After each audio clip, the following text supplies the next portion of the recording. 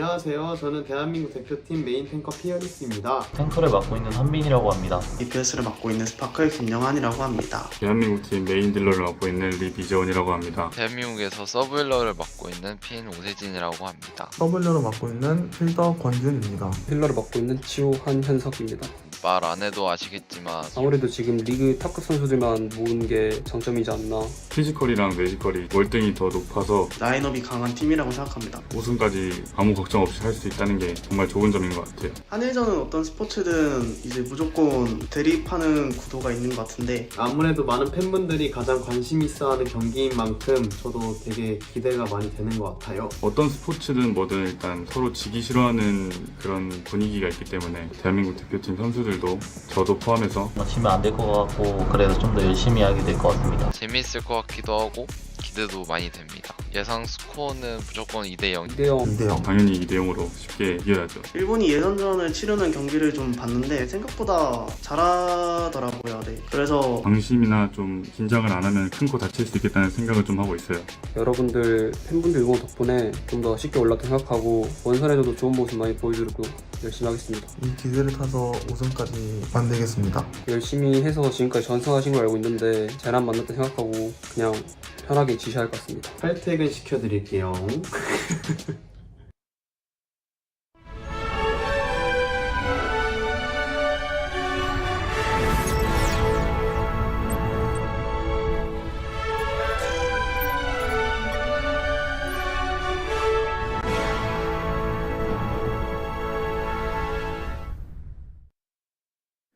And welcome back, everyone, to Overwatch World Cup APAC Group A. My name's G-Clap. With me, we have Unknown. Today's the last day of APAC Group A. It's going to be an awesome day because we'll find out who's on top, who's in the middle, and who's at the bottom by the end of the day. Exactly. So today we have 3 matches. All 6 teams in the Group A are going to play. We are going to find out who's going to be first. There's nothing locked in terms of standings right now. So we'll find out who will be number 1, number 2 in this group at the last match for the day.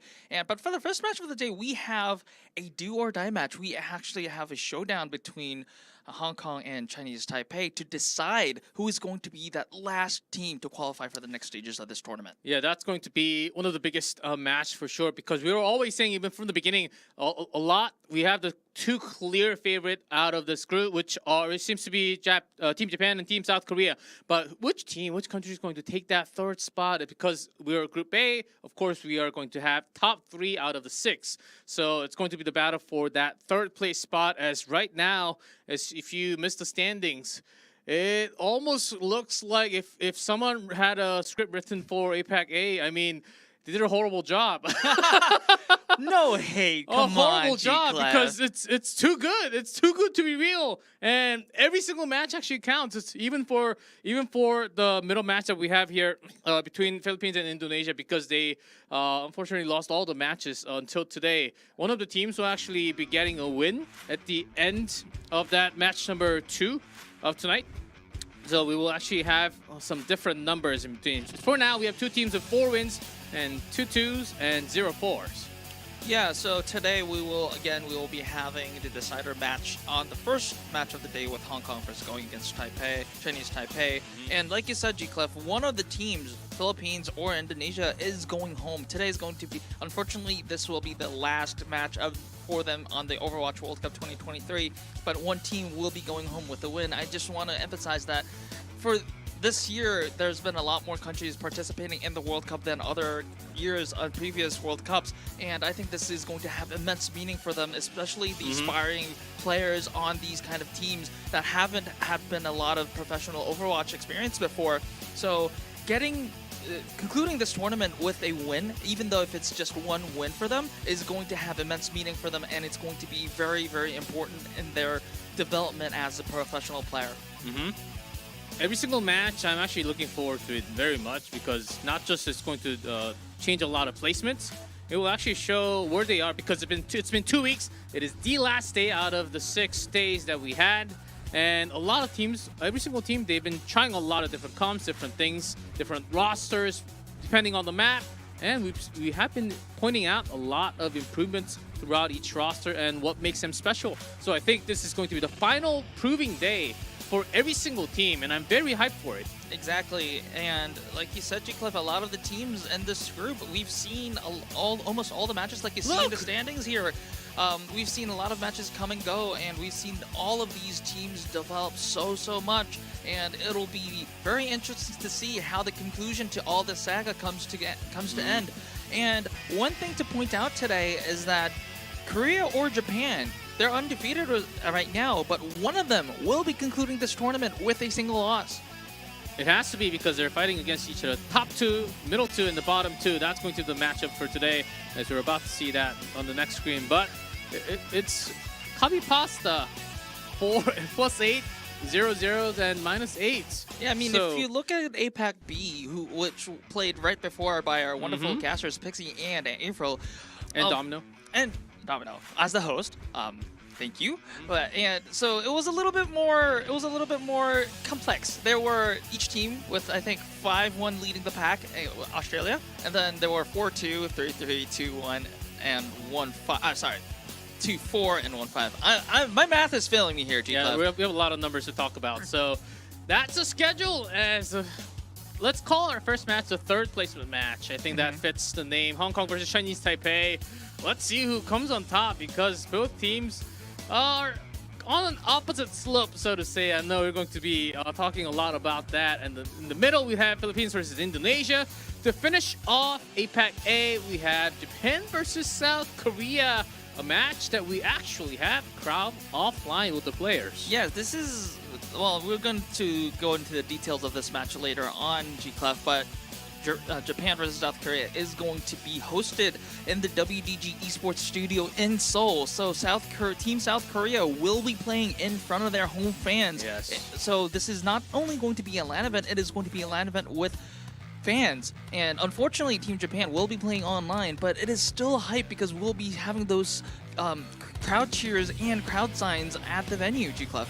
You'll be able to see all that today as we step into our first match of the night. Is Hong Kong versus Chinese Taipei. And let's talk about the teams, because they had some stories up and downs within the 2 weeks, but well, comes out to be, as long as you win, as long as you just win this final match, you move into that next stage. Yeah, both teams have been going up a little bit ups and downs. Hong Kong has been winning the first 2 matches on week 1, and then they went to lose the next 2 matches on week 2. But again, it was against Korea and Japan.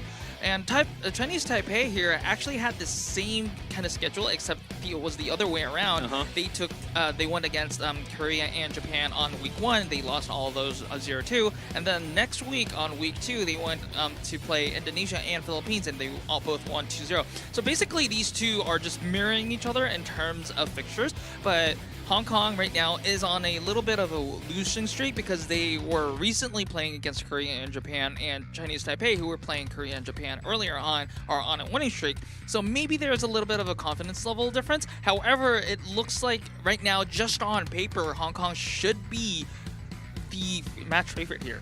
Yeah, it seems like it so far, but you never know. As Chinese Taipei, they've been on a roll with the winning streak. And also, to point out on the double tracer, it's because they do, Hope and Snow, they do shift on tracers. And also, Light comes in, depending, usually on Escort or Hybrid later on. So we'll see how that works, because we've seen the starting roster from Hong Kong, which was Charlene, Kurumi, and R3K, and Crazy, and Mango-Jai. So we've seen a lot of work, especially the fact that Hong Kong's relying heavily on those headshots from Charlene. Either it's Genji, Hanzo, or Mei. He's usually the one opening up the fight, making it into 5v4 first. So the pressure is there, certainly. This is the last match, and you need to deliver right now. Yeah, good point, J-Clef, because a lot of pressure is on the line for this match right now, because losing this match means that this is the end of the journey for you in the Overwatch World Cup. So it'll be interesting to see, especially like on key players like Xiaolan, like you mentioned, how they can manage these kind of high pressure situations. And for the lineup right now, we're going to Lijiang Tower, and we are playing on control center here, so maybe a little bit of rush on to be expected on the side of Chinese Taipei. I don't think R3K is comfortable on the Reinhardt. Maybe if they want to go rush, they will go to the Ramatra rush, but why not? Because we've seen R3K on, well, R3K is basically on the traditional off-tank role and has been displaying a lot of comfortable displays on that Junker Queen. So I think this is going to be, maybe Chromie is going to swap to the Tracer or the Sombra after the TP, but it looks like it is going to be a Junker Queen composition versus the Reinhardt. Yeah, both are actually staying with Symmetra for now. Mangajai on Moira, so that's early on. Chromie takes out the field early. As Rainbow tried to keep Nexus alive, but that's going to be gone tank from Chinese Taipei. So yes, the Immortality Field was a good attempt to save Nexus, but there was too much damage and pressure onto Nexus, so Nexus fell early, and that gave Hong Kong positional advantage for the side of Hong Kong, and they capped the point first. So it is going to be a difficult task for Chinese Taipei to make a recontest. Maybe they have to make good use of Hope's TP to maybe outmaneuver Hong Kong, but also Hong Kong has that Symmetra on their lineup, so it isn't going to be an easy task. However, they are out trading Hong Kong at the moment. There was an early window on the side of Rainbow, and I think that was a lot of value. Yeah, the early Matrix and Matrix just saved Chinese Taipei, but in the long run, Hong Kong, they're already back. They still have Moira, still have that early rampage with 3 men. Both support line got caught. Nexus, who hasn't focused so much in this game. Look at the HP bars of Chinese Taipei oftentimes. Hong Kong, they're actually not even hitting the other 4. They have been focusing on the Reinhardt only for the first 2 fights. Even if they lost their DPS early on, they still continued to fight because they had the Jungle Queen available with the supports. Yeah, so they used good usage of their ultimates there. They had their ultimates online a little bit earlier after Rainbow used the window. They had the ult advantage for a short window of time, and they use it to a great advantage. Now it's going to be Chinese Taipei's ultimate turn, okay, hammer down. And there was a good shatter. So good play by Chinese Taipei to make good usage of their ultimates now. They are not overexpending, so they will have Mali's Sound Barrier and the Blizzard for the next turn. And for Hong Kong, they are already capping at 79%, so I think they can give up a fight or two. I guess the main point of question for Hong Kong will be on their next fight, and possibly the fight after that as well. They want to bait out as much ultimates from the Chinese Taipei team as they can, and then they want to make it, I guess, win a single team fight and win, because they're already at 79%. Winning a team fight means that it's going to be at least final fight territory. Yeah, of course, that Arc Shatter did save Chinese Taipei, but overall, during the neutral fight, Hong Kong, they have been winning a lot more. There's a wall to isolate. Jungle Queen still staying alive. Blizzard with the Sound Barrier together. That's a lot used to counter. So Hong Kong is gambling here. They're matching the ultimates, and it looks like they're winning the gamble. Mangujai with the 2 kills on that Coalescence, looking for a third. Without that, R3K takes it, but it's a win for Hong Kong, and it is definitely going to be final fight territory. They are already approaching 90% on that point. Yeah, Chinese Taipei, they did get 40, so knowing that they had a few more ultimates to spend, they went all for it with the Blizzard, but I think the Sound Barrier was a little too early from Mao, and Hong Kong, they come back. This shatter is very, very important. This needs to register. It no, doesn't it find much. Misses totally, and even with the window and the photo. Chinese Taipei is using their ultimates in desperation there, but Hong Kong is not deterred right now. He saw that falls, Chromie falls. Yes, maybe I spoke a little bit too early. They might be deterred here. Only 3 remaining. There is a lot of sustainer. R3K falls. Only the supports are remaining. It is overtime, and Hong Kong, yes, they do fall, but they do have a sizable lead here, G-Cloud. Still 99% Hong Kong. All they need to win is 1 fight and get the point. Chinese Taipei. The positioning of Chinese Taipei, they were actually holding towards the higher stairs off to the side. So Hong Kong, they were running around in circle. They couldn't really support each other on that fight. So kind of unusual in position for Hong Kong, as they still had Chromie Xiangnian for the first few seconds of that fight. Chinese Taipei needs to make action quick, because they know they don't have ultimates. They need to make a neutral fight, but no! This Blossom is going to secure it, and Hong Kong, it seems like they're just going to take it. They were not ready for that Death Blossom. Xiangnian came out from nowhere. And Chinese Taipei, they thought it was okay to just engage. I think either Chinese Taipei needed to be more far forward or just be totally back. Like, it has to be either of the two because they know that Hong Kong had a lot of ultimates and Chinese Taipei were a little bit, they weren't far away from their key ultimates. I think Blizzard was almost online, and I think, I can't remember which one, but there were one more ultimate. They had 2 ultimates upcoming. So either they go far forward and win that fight, do the gamble so that they can buy themselves more time for that next round of ultimates, or they fall back, wait until Hong Kong contests the point and wait for their ultimates to charge. I think it was a little bit of not being too much, a little bit in between. Okay, certainly. As we move into the second, Truly actually bring that's a Reaper and a Cassidy from the other side, and that's going to put some more pressure onto Echo. And that's going to be Hope from Chinese Taipei. R3K going down early. The damage output from the vertical output is actually a lot. Oh, Snow actually going down from a single headshot. That does happen if you're a Tracer. Yeah, Tracer doesn't have the most HP in the world, so it does happen. What I really wanted to talk about right now, G-Clef, is about Chinese Taipei's composition. They have a Orisa. I don't think we've seen a lot of Orisas in the qualifiers so far, but I think it's a really smart pick against the Ramatra, and I think Hong Kong agrees because they swapped back to the Junker Queen. Okay, that just survives that damage somehow. Well, I mean, Orisa is a very survivable tank, if anything, so that is something to be expected. So if Nexus falls super easily with that Orisa pick, I would be very disappointed. However, talking a little bit more about the Orisa pick, it is a very effective counter to the Ramatra, so Hong Kong, good awareness of their positions, composition, and their win conditions, and swapping back to the Junker Queen. Yeah, we've been seeing some more Orisa happening from the other regions, not as much in APAC-A, but the Echo Mercy being contested in the air. We've got some more kills happening from Hope so far. Charlie, let's see if he is ready. There's the beam, not enough damage. Hope is nanoed, so that's going to be a lot of damage for the side of Echo. And Echo also has that duplicate if they want to use it. If the longer this fight goes, the better for Chinese Taipei, because there are the ones with Anna. Actually, this is a good choice. More sustain and keep more the tank anti-healing, more alive. utility there on the side of Chinese Now Taipei. the Yes, Mercy. Hope does fall. I think that is a little bit of a... I guess it doesn't Oopsies matter. there. I guess it doesn't matter because they won the team fight anyhow. But Chinese Taipei, I actually didn't even catch. Hope did use the duplicate.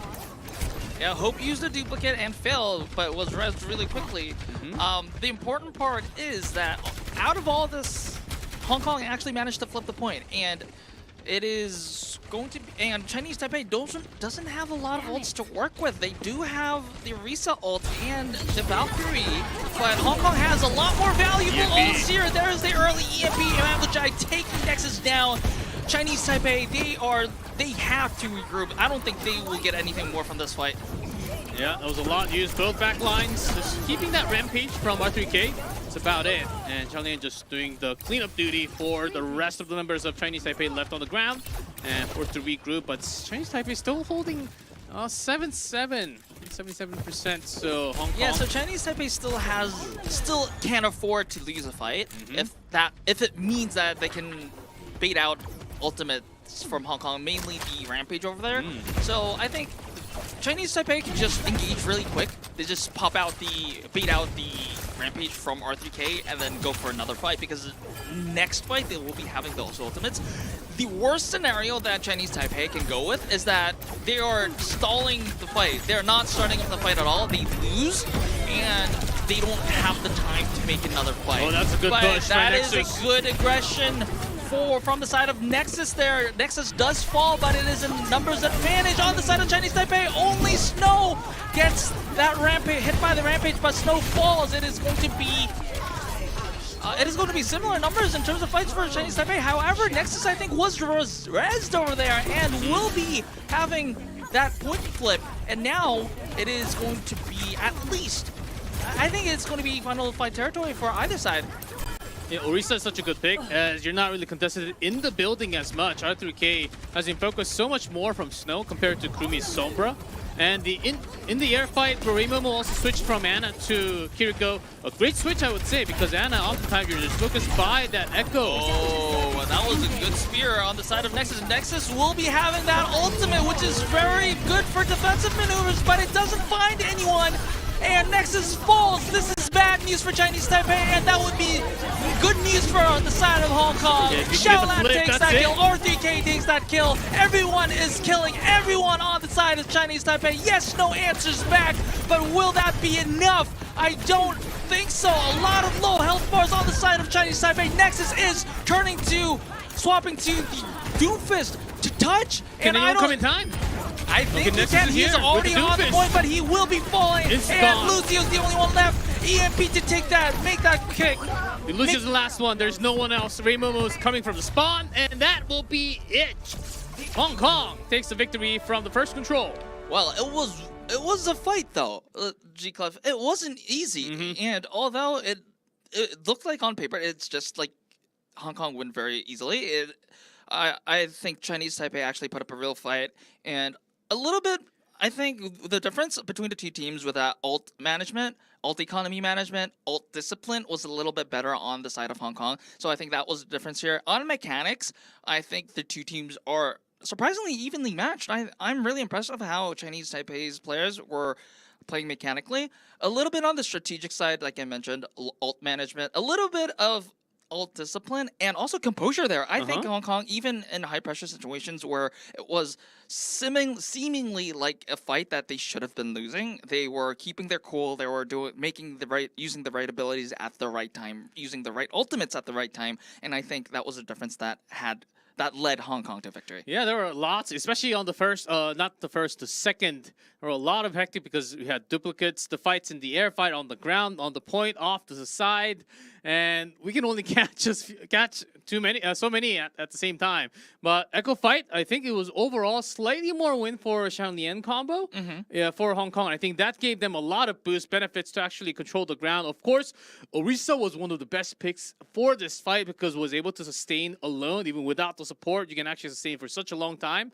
And Jungle Queen on the other side, against Orisa, did not really have a great time contesting against. And also because it was, of course, because it was a Tracer, you can't really rampage. Okay, there was one, but other than that, you can't really kill the Tracer by your own on that point. Yeah, not a lot of value out of the Junker Queen pick.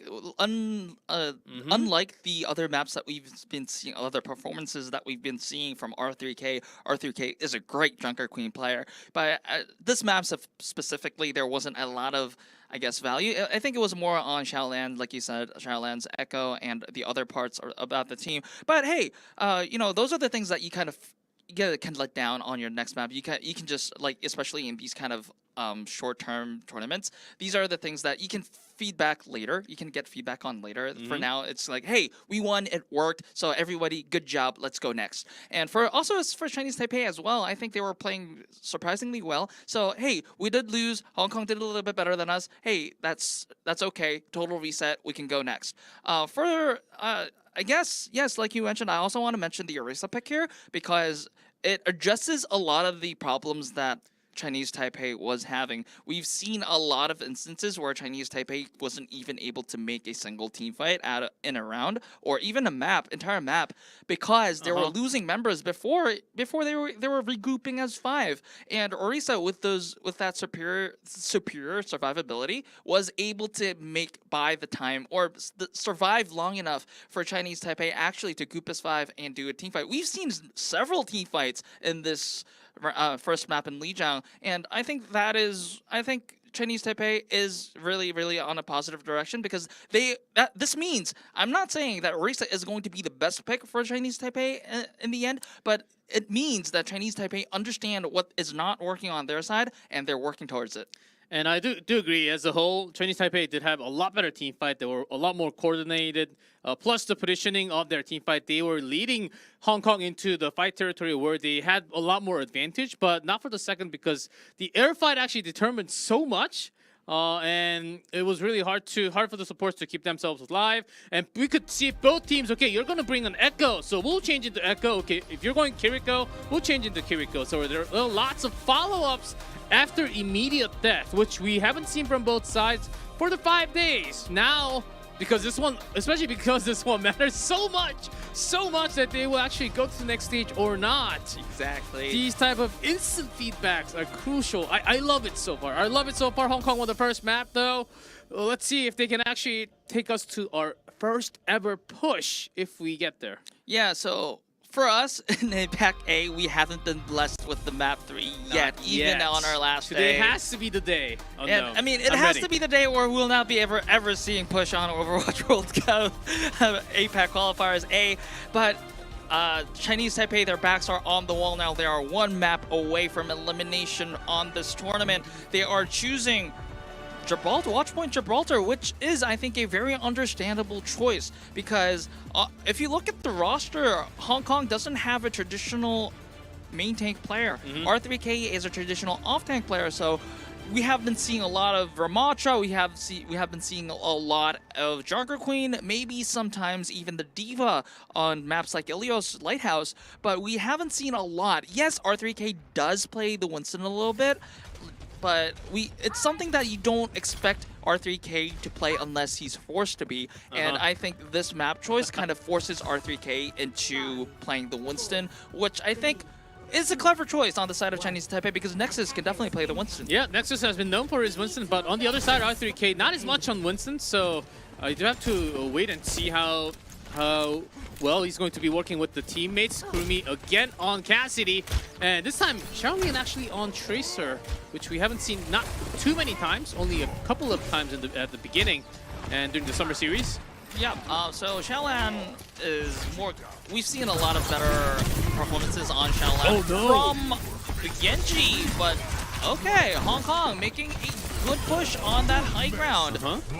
I think that was a good anti-nade on the side of Mango J. That must have been it because Chinese Taipei were already in a defensive position, and one of the best ways to break that open is a good anti-nade.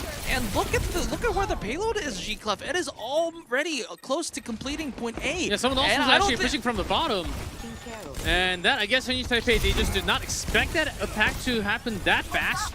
As if they were expecting a sound boost or something, but there's no Lucio on either side. So that was a little question mark on my head. But still, they can still defend before the first point touch. Yeah, they are able to touch, and I think that they have the positional advantage on the high ground enough that they will be able to deter this fight unless there is a surprise kill somewhere from the side of, I guess it has to be Kurumi or maybe even from Xiaolan after that pulse bomb is ready, which will be very soon. Again, And, it is there. okay, actually it is from the side of Chinese Taipei, so there is that much sustain taken away from the side of Hong Kong. However, Hope is taken out as well, so a little bit of damage output lost for Chinese Taipei. Oh, no, that was a tank good gone, Tracer nano. gone. And Hong Kong can just really push and touch the first point. And Chinese Taipei, they were ready, but the better economy for Hong Kong, they gathered up early on from winning the first fight very hard. Yeah, I mean, Hong Kong, I think it was a good understanding of how, I guess, a good ult tracking and good understanding of the situation because they know that they have the nano early. They know that they have the advantage. Although Chinese Taipei were in a good defensive position, they know that if they use the nano Winston, it should be just enough for them to kind of zone them out or take them out. Because they only have so little to push to cap. And they want to continue pushing. There's that rage just to push them. Oh, good what a sleep dart to get that monkey off and the map. it was also a flail from the side of Mali as well. It was a combined effort from the support line of Chinese Taipei. So this is going to be Chinese Taipei's turn now. Yeah, it's the moment without that Winston available. It's still Dragon Strike, Nano, and Rally. Don't have to use all of it. Just has to go all the way. And Hong Kong, this is going to be their first team wipe of Gibraltar. Finally, Chinese Taipei has the opportunity to stabilize a little bit, and with that, with high ground control already established there, and also they have ult advantage, they have the Dragon Strike, they have the Nano, they have the Rally as well. Yes, Hong Kong will be having their key ultimates online soon, but so this means that Chinese Taipei has to use this short window of time to make any advantages that they can. There's still 3 minutes left. And yeah, that anti towards the back line, it just hurts so much. There Nexus is Nano. Go. So there were 2 ultimates expended on the side of Chinese Taipei. I don't think it was. I think it was well used. Not a terribly waste of ultimates there. They just used what they needed to win this fight. However, it is going to be very scary now because Hong Kong is approaching 4 key ultimates, and I definitely think that Mango Jai will want to go with that Nano. After that Nano is completed, they want to Nano the Winston, and there's the 6 and 2 kills. No!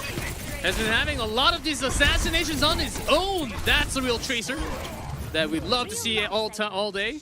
Okay, Snow with the absolute heroics there, because like I said, G-Cliff, Hong Kong was approaching a lot of the ultimates, and what Hong Kong was waiting for was that, hey, we can just poke around a little bit and get some damage, just get some moderate damage dealt by the other team and get that healing up. So Mango Jai has that Nano.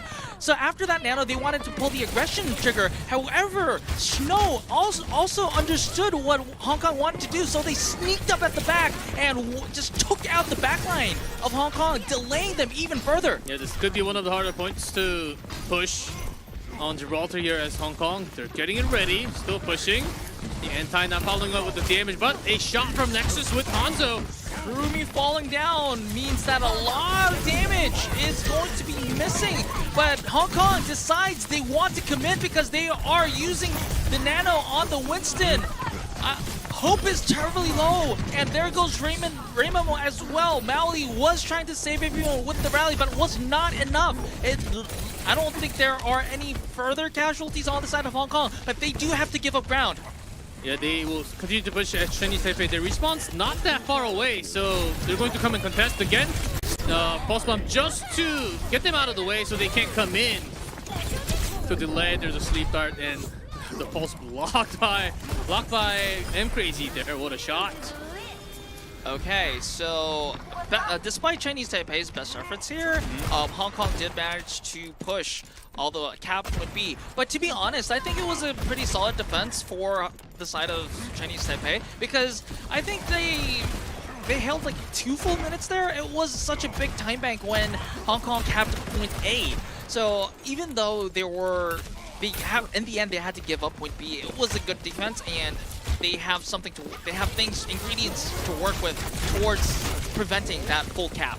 Yeah, Chinese Taipei now with these ults, he has to manage it, and here comes Nexus first with Nano. And he actually pushed the back line all the way. They're kept pretty well managed by R3 Kashi, coming back to the back line, protecting. The Nano once again, good play of Lamali to delay, but it only delayed the inevitable. And Nexus is down. I don't think Chinese Taipei does have enough firepower and the tank power and the support power, whatever you want to call it. They don't have the power to stop the cap. Nothing else is stopping it. 3 meters. No. 1.5. Okay. Snow's It wasn't there. a C9. Snow's there. Here's over the Bastion. Bastion taken down.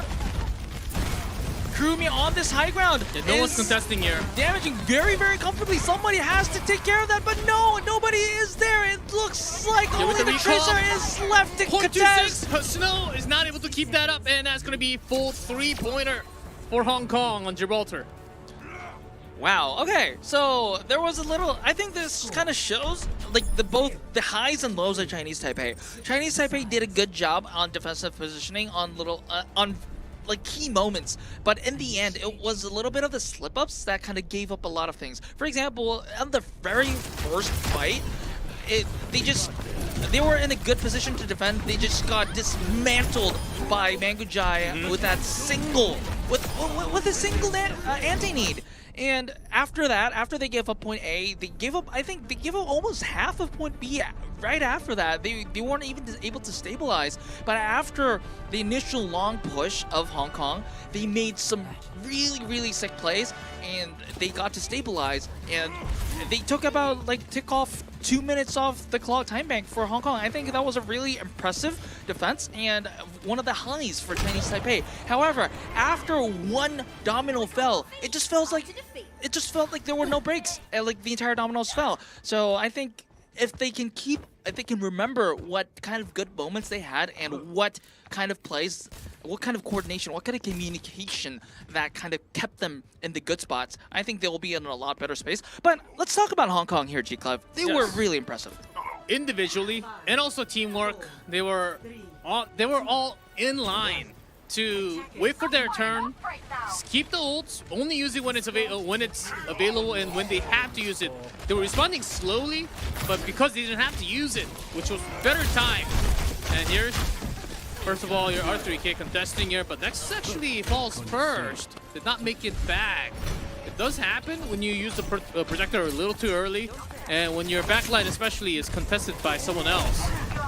As I wanted to point out that Chinese Taipei, individually, mechanically, we've seen some great moments, especially from Tracer and also Nexus, great Momo, Mally. They all had their moments in the first half, but in terms of teamwork, the coordination was just not on the same page compared to Hong Kong. Yeah, also I think one of the key factors of success for Hong Kong right now is that R3K's Winston is actually pretty impressive. I'm getting goosebumps too. Yeah, so usually we would think R3K as a player that is, you know, usually more prolific on the Junker Queen, on the Ramantra. We've been talking this pre-match, right?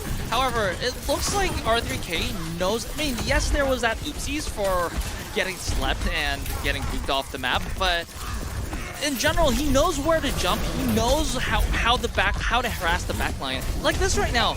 Like, yes, Momo is getting a hard time. Yes, he slept, but in the end, the follow-up damage is there for the side of Hong Kong. So once again, credit to R3K for being in the right places and the right time. Yep, still with the projector. Good Winston always jumps back and comes back to his teammates. And that's R3K for now. Nexus trying to do the same, but here's Snow. One of the crucial moments that we saw that pulse bomb landing onto.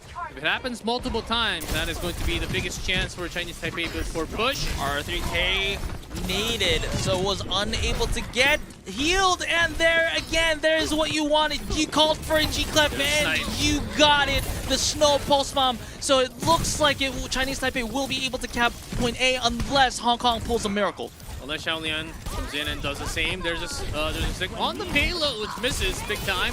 Nanoing Tracer. Will that be enough to sustain? We'll see. It's actually working the other way, Chinese Taipei. They backed up. Drawing the line says, okay, this is a line. You don't cross here. The moment you cross, you're going to go down as Hong Kong already had less members to contest. Well, yeah, so we're seeing one of the bright sides of Hong Kong, excuse me, Chinese Taipei here. And if you look at the ults here, Chinese Taipei is actually on the advantage. And Nexus, early Nano onto Nexus means that the backline of Hong Kong will be very, very stressed out. And without the backline here, I think Hong Kong has to back away. And that's a little bit more free push on the side of Chinese Taipei. I think it's time where we have some hero changes coming out from Xiaolian, either Genji, Hanzo, anything will be okay. Compared to Snow's Tracer, I don't think Xiaolian's Tracer is as impactful in this matchup for now. And that's spot from Krumi, trying to come into the choke point. R3K slept very low, but is able to get that heal back. Krumi's Bob is there to zone out any, I'm guessing it is to zone out the members of Chinese Taipei away from the payload, but that is going to end, and the Am Crazy is starting with the rally, maybe for the extra sustain. Snow falls, but also R3K falls, and R3K falling with 95% on that Primal Rage means that there's a lot of positioning denied on the side of Hong Kong. Chinese Taipei, they lost minorly towards the end, but without that, Hong Kong actually was not fighting at the right place. So on the other side, when they're defending, they're playing R3K is there to contest and he has the primal, so he can buy some time for his teammates to join the fight. Snow has that pulse bomb ready. He has been a very big threat with the pulse bomb every single time, especially this map. So he is definitely one to be looking out for. In the point, Kurumi has been gaining a lot of positions on the high ground. So that's good for Kurumi, but Chinese Taipei, they don't care. They're just going in The straight pulse towards... bomb didn't stick, but it took out Kurumi, and big nade from Raymomo there. Yes, Manguchai falls, but does give M-Crazy the nano before she falls. That is going to be a little bit more sustained for the side of M-Crazy, but M-Crazy falls, and Chinese Taipei, despite Hong Kong's using a few ultimates there, will be able to take point B. And look at the time bank, G-Clive, it is 3 minutes, and I think if they can make it, if they can make point C done in 2 minutes, they'll be having a bigger time bank than Hong Kong. Yeah, 3 minutes actually not bad to push all the way for that 3 points. Chinese Taipei, it depends if they want to rotate. Okay, but here comes Hong Kong first. And here comes that Sherlian's Genji with that. We have been waiting for the last few minutes. As we can't get high ground control as much here. Yeah, so I think after point B, which is like all about high ground, after that, after they gave up point B, they're like, okay, scrap this. We're just doing what we really do well. R3K back to his trademark Juggler Queen, and Xiaolian on the Genji. Like you mentioned, we have seen a lot of bright moments on this aspiring player on the Genji pick. And look at Kurumi as well. Kurumi was doing really well, was not doing bad on the Ashe. However, they know that Nexus and this Winston dive has been very threatening, so they are... This is what we want to see from Xiaolian. Going back to the Reaper pick, we are seeing that they really want to counter that Winston pick because they address it as a threat now. And Hope switches back to Echo. Now Nexus will have huge amount of pressure jumping anywhere towards the back line of Raymomo and Manly because there will be Kurumi available near that back line. I don't think Kurumi is going to be the one initiating unless there's like a Death Blossom available somewhere. Xiaolian ready with the blade. Okay, I think they might want to wait this out a little bit because this is going to be very threatening, especially on the backline. If the backline of Hong Kong will not be able to have any support because they're harassed by Nexus, but Nexus is gone. Oh, so that was the opportunity for Xiaolian to take that blade, but Xiaolian is taken out by Raymomo, so it will be a little bit of a stalemate until both teams get their members back. Yeah, soon Hong Kong's going to have all 5 ults. There we go. We have that locked in Chinese Taipei. They only have a pulse. If Snow can actually have a wonderful pulse, that would be nice, but here comes the engage from the blade. That blade taking out Maui. 1, 2, okay, so that's Genji was anti-grenaded, so couldn't really deliver more, but 2 is certainly enough as they're still keeping the other 4 just to keep the time bank. And R3K is showering buckshots on the members of Chinese Taipei. So after Xiaolian took out 2 members of Chinese Taipei, it was cleanup duty for the rest of Hong Kong. And look at the ultimate bars there, 4 ultimates. Unless they just decide to, okay, let's just press Q, it will be at least 2 fights in the favor of Hong Kong in terms of ult economy. Of course, every time ult economy doesn't guarantee a win, so they will be having to use their ults very carefully. However, it looks very nice on the side of Hong Kong. There is that Rampage taking out, hitting 2, and it looks like they're all going to connect into kills. And Raymomo as this is gonna be it. There's Death Blossom still. Okay, Hope actually flied over and got here somehow, but it's not even close to payload and needs to be on near the payload. Hope is using second just for the touch. And here's the Death Blossom to keep everyone away. The sound barrier, it seems like it's just not enough. Let's see the fight here as Hong Kong use all the ultimates. No Reaper, Snow gone. Nexus about to go down. Chinese Taipei, they were just not gathered up, not ready for this final fight. Well, you know, I mean, what can you do? There's not much you can do if there's a 4 ultimate fight, right? But yes, I do agree that Chinese Taipei could have positioned a little bit better. I think because the time bank was, there was so little time remaining, they didn't really have, I guess, enough composure. They were a little bit panicked and they just did what they thought individually was best, and it didn't really add up to the best results as a team. But I want to phrase Hong Kong here, especially on that point C defense. You can see here, this is the venue. This is the WDG Esports studio waiting for that South Korea game, and they're also here to watch the other matches of the group as well. Yep, with Hong Kong with the win today, and they're going to be securing that third placement spot. That was the most important thing about this matchup, and congratulations to Hong Kong. They're actually moving to the next stage. Exactly. Well-fought victory, well-fought qualification.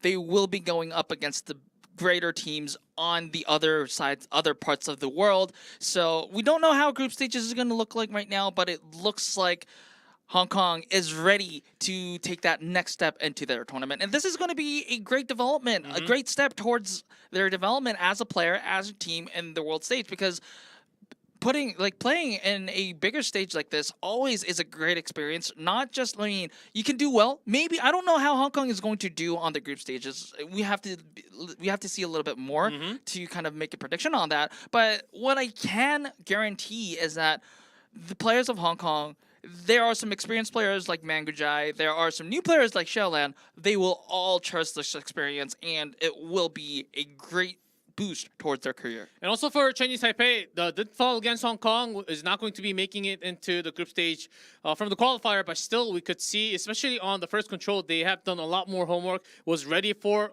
to go up against Hong Kong, but at the end, Hong Kong was just better prepared in terms of composition and what you can actually do in Gibraltar. We could still see Chinese Taipei still struggling to find the right hero for the last standing fight.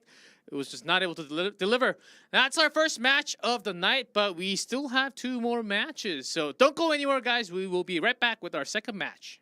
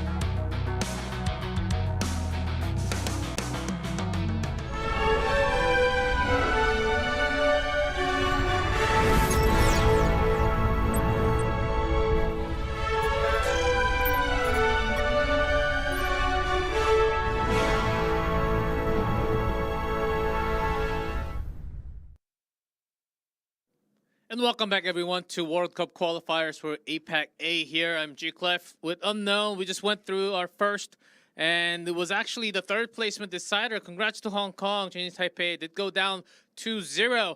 And now we are actually on to a match of the bottom two teams, Indonesia and Philippines. Who do you think is going to take this one out? Well, it's going to be a very, very difficult prediction to make, G-Clef, because I mean, no disrespect to the two teams. They have been not showing, like, I guess they have been a little bit low on confidence because they have been going against stronger teams that are stronger than their power level. However, I think this is going to be, I guess, one of their best chances to, well, one team is going to go home with a win on their belt exiting this tournament. So maybe if I have to make a bold decision, maybe Indonesia, because I think Indonesia have been competitive against some teams like Hong Kong. I still think I think also that Indonesia is a little bit ahead on the race because they have a round win on control. So maybe Indonesia, but I think it all goes down to who kind of adapted better to their weaknesses, who adjust their weaknesses better coming up to today, because we've seen a lot of improvements coming on both teams, and I think maybe if that accumulates and which team kind of makes the better adjustment here, it kind of will be taking today's match. Yeah, I also on yesterday just rewatching the matches that happened for day 5 and day 4. Philippines, Indonesia, I think they have been making pretty first of all, they were both doing a lot of homework against the opponent for the next day. And because today's the last day and they have all the data to use on any map they are going to be playing on control or hybrid escort, they will go into possibly the push. This could actually be our first push. There's definitely a potential for that, but I do have to raise my hands just slightly, like by like 48 to 52, and 52 does go to Indonesia for me too, as they had a lot more shining moments from the DPS line, and I think that's going to be the main difference between the two teams. Again, in professional play, at this level of play, you want to consider not only the mechanics but also the tactical and strategic points of the game, right? So if you look at the rosters here, I've seen, I'm just looking at my rosters here, and it looks like Indonesia has a little bit more flexibility. Indonesia was a little bit more comfortable playing these flyers, so they're not only are they just able to play the traditional meta comps, they are also able to throw in a little bit of the curveballs here. And if you look at the DPS lineup here, Walked and Redux, they're all very good players, but I think I've been a little bit more impressed by Speed 75 and maybe sometimes even proxies on the flyers.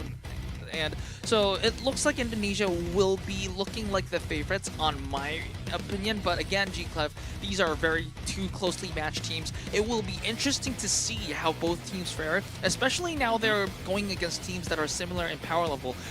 Previously, these two teams have been playing against teams that are clearly above their power levels. They're stronger teams than them. So yes, they were struggling, but it was to be expected. But now I think these are the teams that they think, hey, if there is a team that I can beat in Group A, it's going to be you. I think both teams are going to be on the same thought. So it will be interesting to see how they play. This is going to be for the honor of getting the first win from the qualifiers. As the starting roster for Indonesia, Proxy, Speed 75, Zekrom, Chun-Li, and Shrimp. So we might have to be a little careful because there is Chun-Li from Philippines and there's Chen-Li from Indonesia. So don't be confused, guys. As here we've been talking about, I think one of the strengths that Indonesia has that Philippines does not have is the two DPS who are able to play the flank onto a level where they can actually focus and get those snipe kills. That rotates quickly enough where they can actually manage to come back after that kill. That's possible from Indonesia, which we have seen on stage. Compared to that, Philippines, they weren't doing it as much, and we couldn't really see that much of a teamwork on the same page. So I think that is the big difference between the two. I agree. So Philippines, they need to work on staying together as a team. This is pretty much what I've said, similar to what I've said to Hong Kong going against, Chinese Taipei going on against Hong Kong. They need to keep their all 5 of their members alive together in order for them to actually make a team fight happen. So we've seen multiple times where Pugbud and Wooked were just taken out before there was a team fight. So I guess the biggest homework, the biggest, I guess, task for Philippines right now will be that, hey, we need to group up, we need to actually make a fight, we need to make ult economy matter and happen. So, well, this is definitely going to be a big viewing point for me, and here we are at Nepal.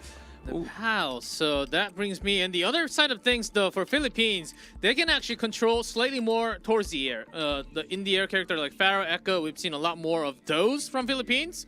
So we're talking Nepal, which means that Philippines might benefit slightly more depending on if we have Sanctum or not to begin with. Again, yes, Sanctum is a little bit of a map on Nepal where we don't have a lot of flyers, but yes, G-Clef, you have what you wanted. You have Shrine. So this is a map where we can actually have a bit of a flyers here. As you can see, Proxies is hovering the Pharah here, and also Wooked with the Pharah as well. I think, well, to be honest, I have to make a little bit of a disagreement with you, G-Clef. I actually do think that Proxies is the better flyer, although both teams have not been making a lot of these flyers kind of work out. I do think that it is. I think this coming into this match, I think they'll be both viable. Okay, we'll see. As after the teleport, we'll change back both into Pharah. So we'll have the Pharah Mercy fighting in the air. And actually, Torbjorn from Redux expecting that Pharah to come out. Well, Indonesia, both of the teams, I think, were expecting each other to go with the Pharmacy, or at least the Echo here, because Indonesia, we have the Diva, which is also going to keep the other Pharah in check. Also, Speed 75 on the Cassidy here, which is a hit scan hero, and we have walked down. And Geno down here, so no resurrect here for the side of Philippines. So Indonesia will be taking that first fight, and also that's going to be the first cap as well. Yeah, that must be a pretty nasty shot in the air. If you win that, if you land your first rocket against the opponent Pharah, oh man, that feeling is one of the best. Yeah, so I think this is also one of the advantages that when you have the Diva, you can deny the damage from the other Pharah. And we can see that Philippines, okay, we're not going to win the Pharmacy duel here because Diva is in play. Yes, that's so right. Wooked is going with the Echo instead. Echo is generally considered a counter to the Pharah.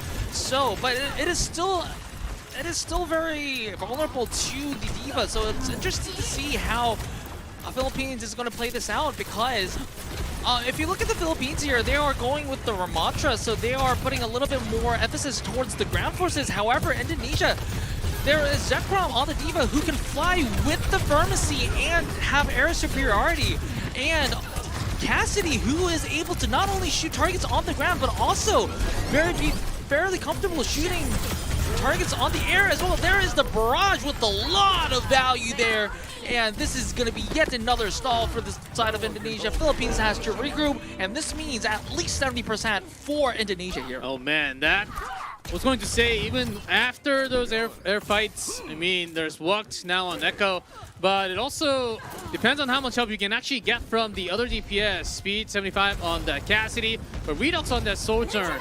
Because once you hit that barrage, once you hit that Q button, you're just basically standing in the air. Sometimes you get immediately taken out.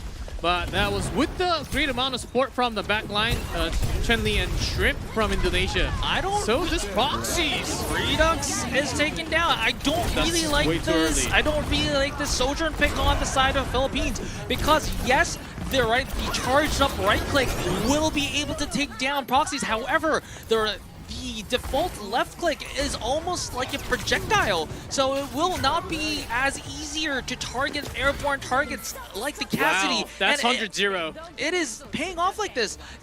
I think this is a strat win on the side of Indonesia. They were building a good composition over the Pharmacy. They have Diva to protect the Pharmacy in case Philippines also want a air-to-air fight. So I think this is not just a win for execution on the side of Indonesia. I think it was a planning win on the side of Indonesia here. Yeah, look at the HP bar. It actually almost went down to a single digit for Proxies, but the support keeping it up with the barrage.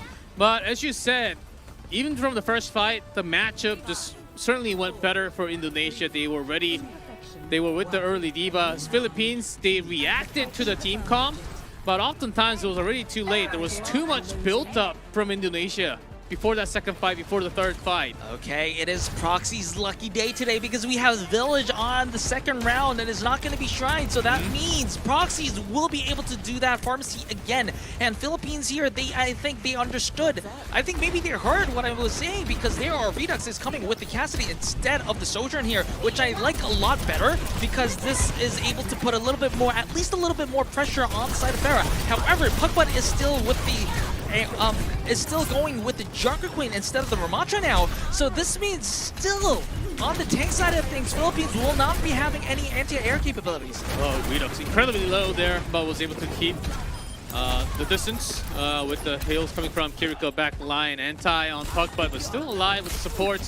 Now Indonesia forced back after losing that diva. But still, you can make things happen once you can actually land those rockets from Pharah. Not going to be enough as Wok takes another target. Mercy gone. 1 HP from Shrimp. Shrimp looks like he's gonna survive to see another day. However, so this is going to be the true test for Indonesia right now. We remember, G-Clef, that I've been talking about. Okay, this is why Echo is generally considered a counter to the Pharah. However, if you come back to the initial conversation here, this is going to be the true test for Indonesia because now that they don't have the point anymore, they have to maneuver very carefully because this air composition is only valid when you have control of the point. And thanks to the efforts of Zekrom and Shrimp, they finally got the point back, and so it's going to be what a shot. So this is going to be an advantageous position for the side of Proxies and Indonesia here. Okay, The good Proxies barrage. just... It's like as if he's just doing things on his own, not even communicating with the teammates. Okay, I'm actually in the air, guys, shooting at the right target. Leave me alone, I'll do my part. And you guys come support me. And so far it's been working great. I'm sure there's a lot of communication, but the shots, the predicted, because it's projectile, you have to predict the movement of the opponent. So far for the Proxies, Pharah, one of the best we have in the tournament. No stick. There weren't a lot of cases where the air composition actually worked out. I do remember Sparkle doing wonders with the Sphera pick, but I think this is going to be the second Pharah pharmacy that I'm actually really impressed with here. And still contesting for the point. Philippines getting some more percentage as Zekrom. You Not for poor long. man. You wanted to look for that noon, but it's over. But surprisingly, the point is on the side of Philippines, and they are approaching, almost matching Indonesia's percentages here. So, and it looks like they are going to be ahead now very, very soon. And yeah, Proxy switching over to Echo now, as you have pointed out, as Echo has been contesting against that Pharah pretty well. And speed 75 now on a Sombra. which is, I think, kind of interesting because we've usually seen speed 75 Only on on the Tracer, and Proxies was usually on the Sombra duty. However, the earlier aggression from Zekrom makes sure that Indonesia will be on a numbers advantage. Yes, Indonesia poking the right hole there. As, yeah, without the Echo, without the Mercy, the back line of, if you have Cassidy with just a Kiriko, we're not going to be able to survive that Winston damage. Okay, I think that was a good anti-nade from Wok there, copying, duplicating the Ana. However, it wasn't enough because Indonesia, with their early aggression, Nano Winston onto the backline of Philippines. I think it was a good dive there, and interesting to see how Indonesia adapting to changes that Philippines were making here. I thought, yes, the Pharah was doing really well. I think Proxies and Speed 75 were doing a good job on running the Pharah composition. However, that Pharah composition only works when you have firm control over the point. Once you are contesting the point, it is not as effective because you have to be pushed in some positions. And good adaptation from Indonesia. Yeah, there was that rampage onto Chen-Li only, and that's 99. The second control going to Indonesia, getting the first map off of Philippines. Yeah, again, once again, good strategic preparation on the side of Indonesia. I think not only the execution was on point, I think it was a lot of the wins can be contributed on the side of tactical preparation here. The Pharaoh Mercy, especially on Shrine, was really, really impressive. And also on Village, it was also great, but what impressed me more is that, hey, they know the win conditions of this Farah comp. That you know that Farah compositions work when you have uncontested control of the point. If the opponent has the composition or is playing well to the point that you have to be in a position to contest the point, then Farah Mercy is not going to be as effective. So they understood that. They understood, okay, these are our win conditions, and okay, on Village, this isn't really working out. So this is not going to be a check. This is going to be a triangle, maybe, or an X. So we're swapping compositions, we're making those adaptations, and we're going to take that one. And that is the most impressive part from Indonesia that I've been seeing this entire tournament. Yes, Philippines tried to do the checkpoints one at a time, but if you do one at a time, a little too slow, oh, the opponent's going to hit that 100% a little too soon before you actually make that switch. But because that happened for Philippines, of course, they actually made that echo switch early on, which I liked a lot. They were actually getting control a lot more towards especially the air. And then the other three actually staying in the control. They ended up getting almost until, I believe, 88%, which was very close. That's also because Indonesia, they let that happen by controlling the air. But with that percentage, I think they could have shifted more towards staying on the ground. After was it Proxy switching over to Echo, then okay, if I have to contest 1v1 Echo Mercy, it's going to be tough. I had the same moment in the very first map. So maybe staying on the ground could have been a better option towards the very end. I agree. Philippines, they were looking a lot more comfortable, of course, when they compared to when they were playing against the top teams on the group. However, they just I think they were a little bit caught off guard over there. I think they were expecting the Pharaoh Mercy, but not the Diva on Shrine early on. And Village, they fared a little bit better. The Ramatra wasn't phenomenal, but did its job. And after the Junker Queen, it was good enough to force changes on the side of Indonesia. I think if Indonesia was not reacting quickly enough, I think that round might have gone to the Philippines. But necessarily, I don't think Philippines played bad. It was just that Indonesia made the right adaptations at the right time. So credit to where it's due. Indonesia played a little bit better on map 1. Now Philippines will be able to choose map type and map. So it'll be interesting to see how they fight back.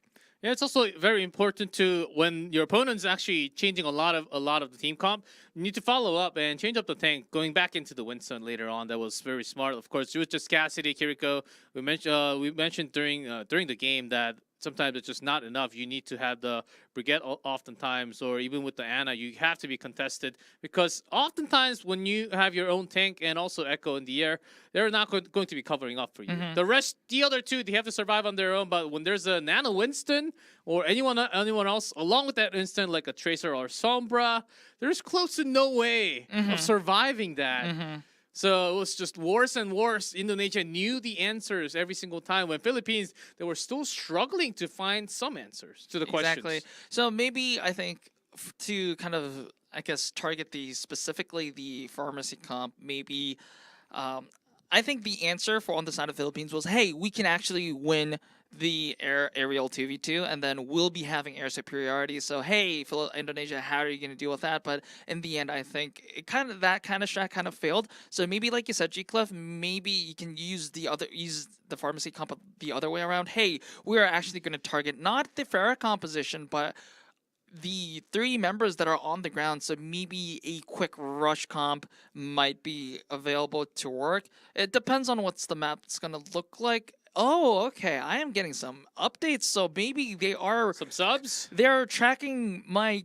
I don't want to brag here, but they might be actually on to be the same idea as I have right now. So yes, I'm gonna spoil this a bit. So the next map is going to be Shambali Monastery. This is a map that Rush is very viable, and it's not necessarily the best map to play Pharmacy or the Echo Mercy on that matter as well. So maybe if if Indonesia does decide to go with a pharmacy, they can just Philippines can be like, hey, we're going full dive or full rush rather, and then we're going to decimate the ground members of our team. Hey, if you're in the area, you can't touch the payload. So I think maybe that's going to be the strat for the Philippines. So here. I think this is going to be the worrisome moment as Philippines. When we go into hybrid Esco, once there's a push from the payload, I think we slightly lean more towards Indonesia because those double flank and the Winston has been deadly even against some better teams in the tournament.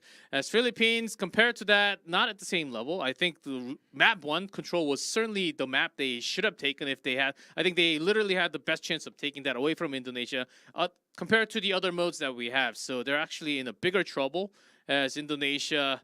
They will be looking for a lot more of those Sombra Tracer. I'm guessing that those are going to be it unless we have a specific map for other heroes. For Indonesia, I think we might have that little change here. And here, just to mention you guys, so the third match of today is going to played on LAN at the WDG Esports Studio in Seoul. So, and there are also fans. So they will be waiting for that Korea, Japan. However, the other matches are going to be played online. So the reason why you saw the venue here is that because there are fans who are waiting for that third match is also watching this match online.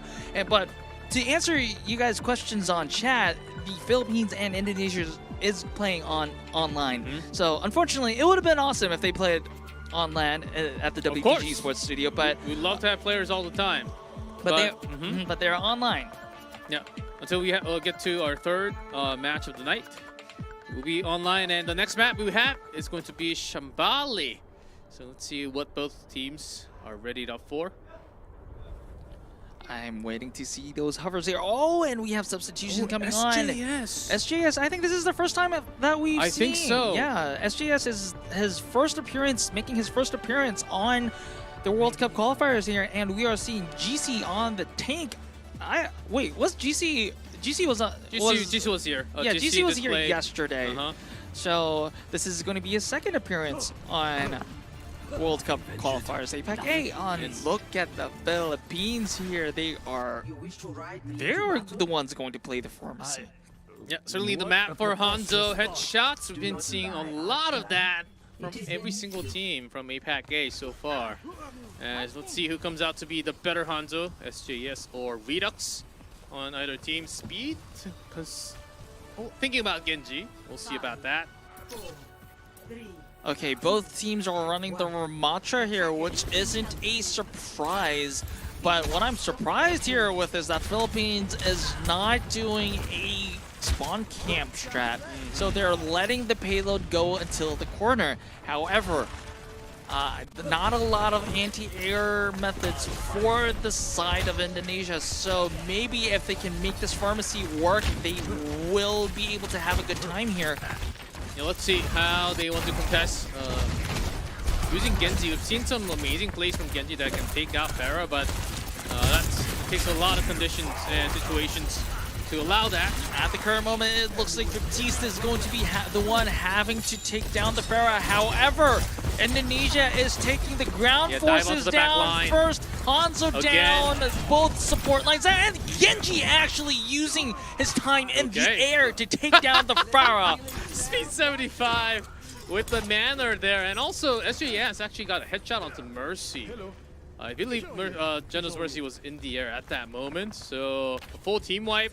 Indonesia free push for the first point. I think they can contest for point A here, and Wuk is down again with the headshot. Is this guy a Hanzo master? I mean, where has this Hanzo been all this time? He's been mastering his shots. It only takes so much practice. Oh, wow. Here comes Philippines. Well, they tried coming in, but they really can't at the moment. So switch. I'm actually thinking about switching over. Ooh, SJS! SJS is the man of the moment right now. He is making these crucial kills happen. And Philippines can clearly not deal with this man. Look, almost took out that Mercy too. Annihilation for the push, and GC cleans up everyone on the ground. Philippines push all the way back. Free push for Indonesia from beginning to now. To be honest, I don't think that annihilation was necessary. Okay. Yeah. But anyway, it got 2 kills, and it is going to be a free push on the side of Chen Li. On the Lucio is the driver right now. He's just like he's not been doing much. He's been driving the cart. Just DJing on the payload. And Philippines, they changed back into main. Finally. He could because he can, and yes, there is going to be a lot of ultimates being used on the side of the Philippines. That is going to be the window, and do I see an annihilation here? Maybe. From Pogba, actually going to hold it. There's a lot of his teammates already dead, and they're forced to be off the point. And the payload touches a second. Locked in speed. Oh, Cassidy just going all the way. He still thinks that he's playing Tracer. The DPS players are popping off on the side of Indonesia here. SJS with the early kills, headshot kills on the members of Philippines, got them this far up to point B, and when Indonesia wanted to actually cap point B, speed 75 on the Cassidy came up and made those headshots happen. And I don't think Philippines is being able to cope with the pace that Indonesia is testing them with right now. Yeah, this is looking to be one quick game, and that was actually a hit from Hanzo again. Redux with Lucio was able to take out that Hanzo finally, and Philippines using that annihilation. Pogba the early annihilation, but got deleted early. But that's also Ajax on Chen Li. Was not able to hit. Oh, even without that Lucio, they still managed to win without that sound barrier. And it has to be Chen Li himself writing that. Ajax chat. It says, okay, it switches over to, think of things about switching over, but keeps, okay, there's that window. With the annihilation to keep everyone 1.4 away off. from the payload. However, he is frozen, and good. Not enough damage to follow up. Good immortality field to have him alive. And that's it, 3-point from Indonesia. Philippines, even though it was right next to them, they just could not kill GC because there's that step to keep that damage off. How long did that take? A 3:57 left. Oh, that is a huge time bank. That's fast. That is. I mean, I don't. Maybe we do have to check if that's a record or not. I don't think that is going to be a record because we have seen a lot of fast pushes on Shambali so far. But wow, I mean, I'm really impressed I'm really impressed with the SJS here because this is his first performance. This is his first map in the Overwatch World Cup. Where has SJS been all along? They never had to play. This is his secret weapon. Indonesia exactly. had this lethal weapon within them, and they didn't use it so far. Well, I mean, I'm glad we can see him here now because he's having a good time. What is this chat shenanigans? I like to eat Chun-Li and Chen-Li going back and forth. The backline's also having fun at the same time. As this is a thing, as Indonesia, they've been. Well, I mean, it's good to see them have fun. So this is, yes, this is a competition, but you know, this cliche of it's all about the friends that we make along the way, right? And it's going to be One Piece. Yes, that's going to be. I wasn't about to say it, but no yes, spoilers. But of course, we don't know exactly what the ending is going to be like. But here we go. The gates open. Philippines. See how quickly they can push. Once again, the defending side, this time Indonesia is not electing to go forward and do the spawn camp. So this early cart is going to be moving away from the parking lot and getting to that corner. Both teams are going with the Ram Rush with Indonesia. Oh, that dynamite. A little bit of a variance with the Genji there.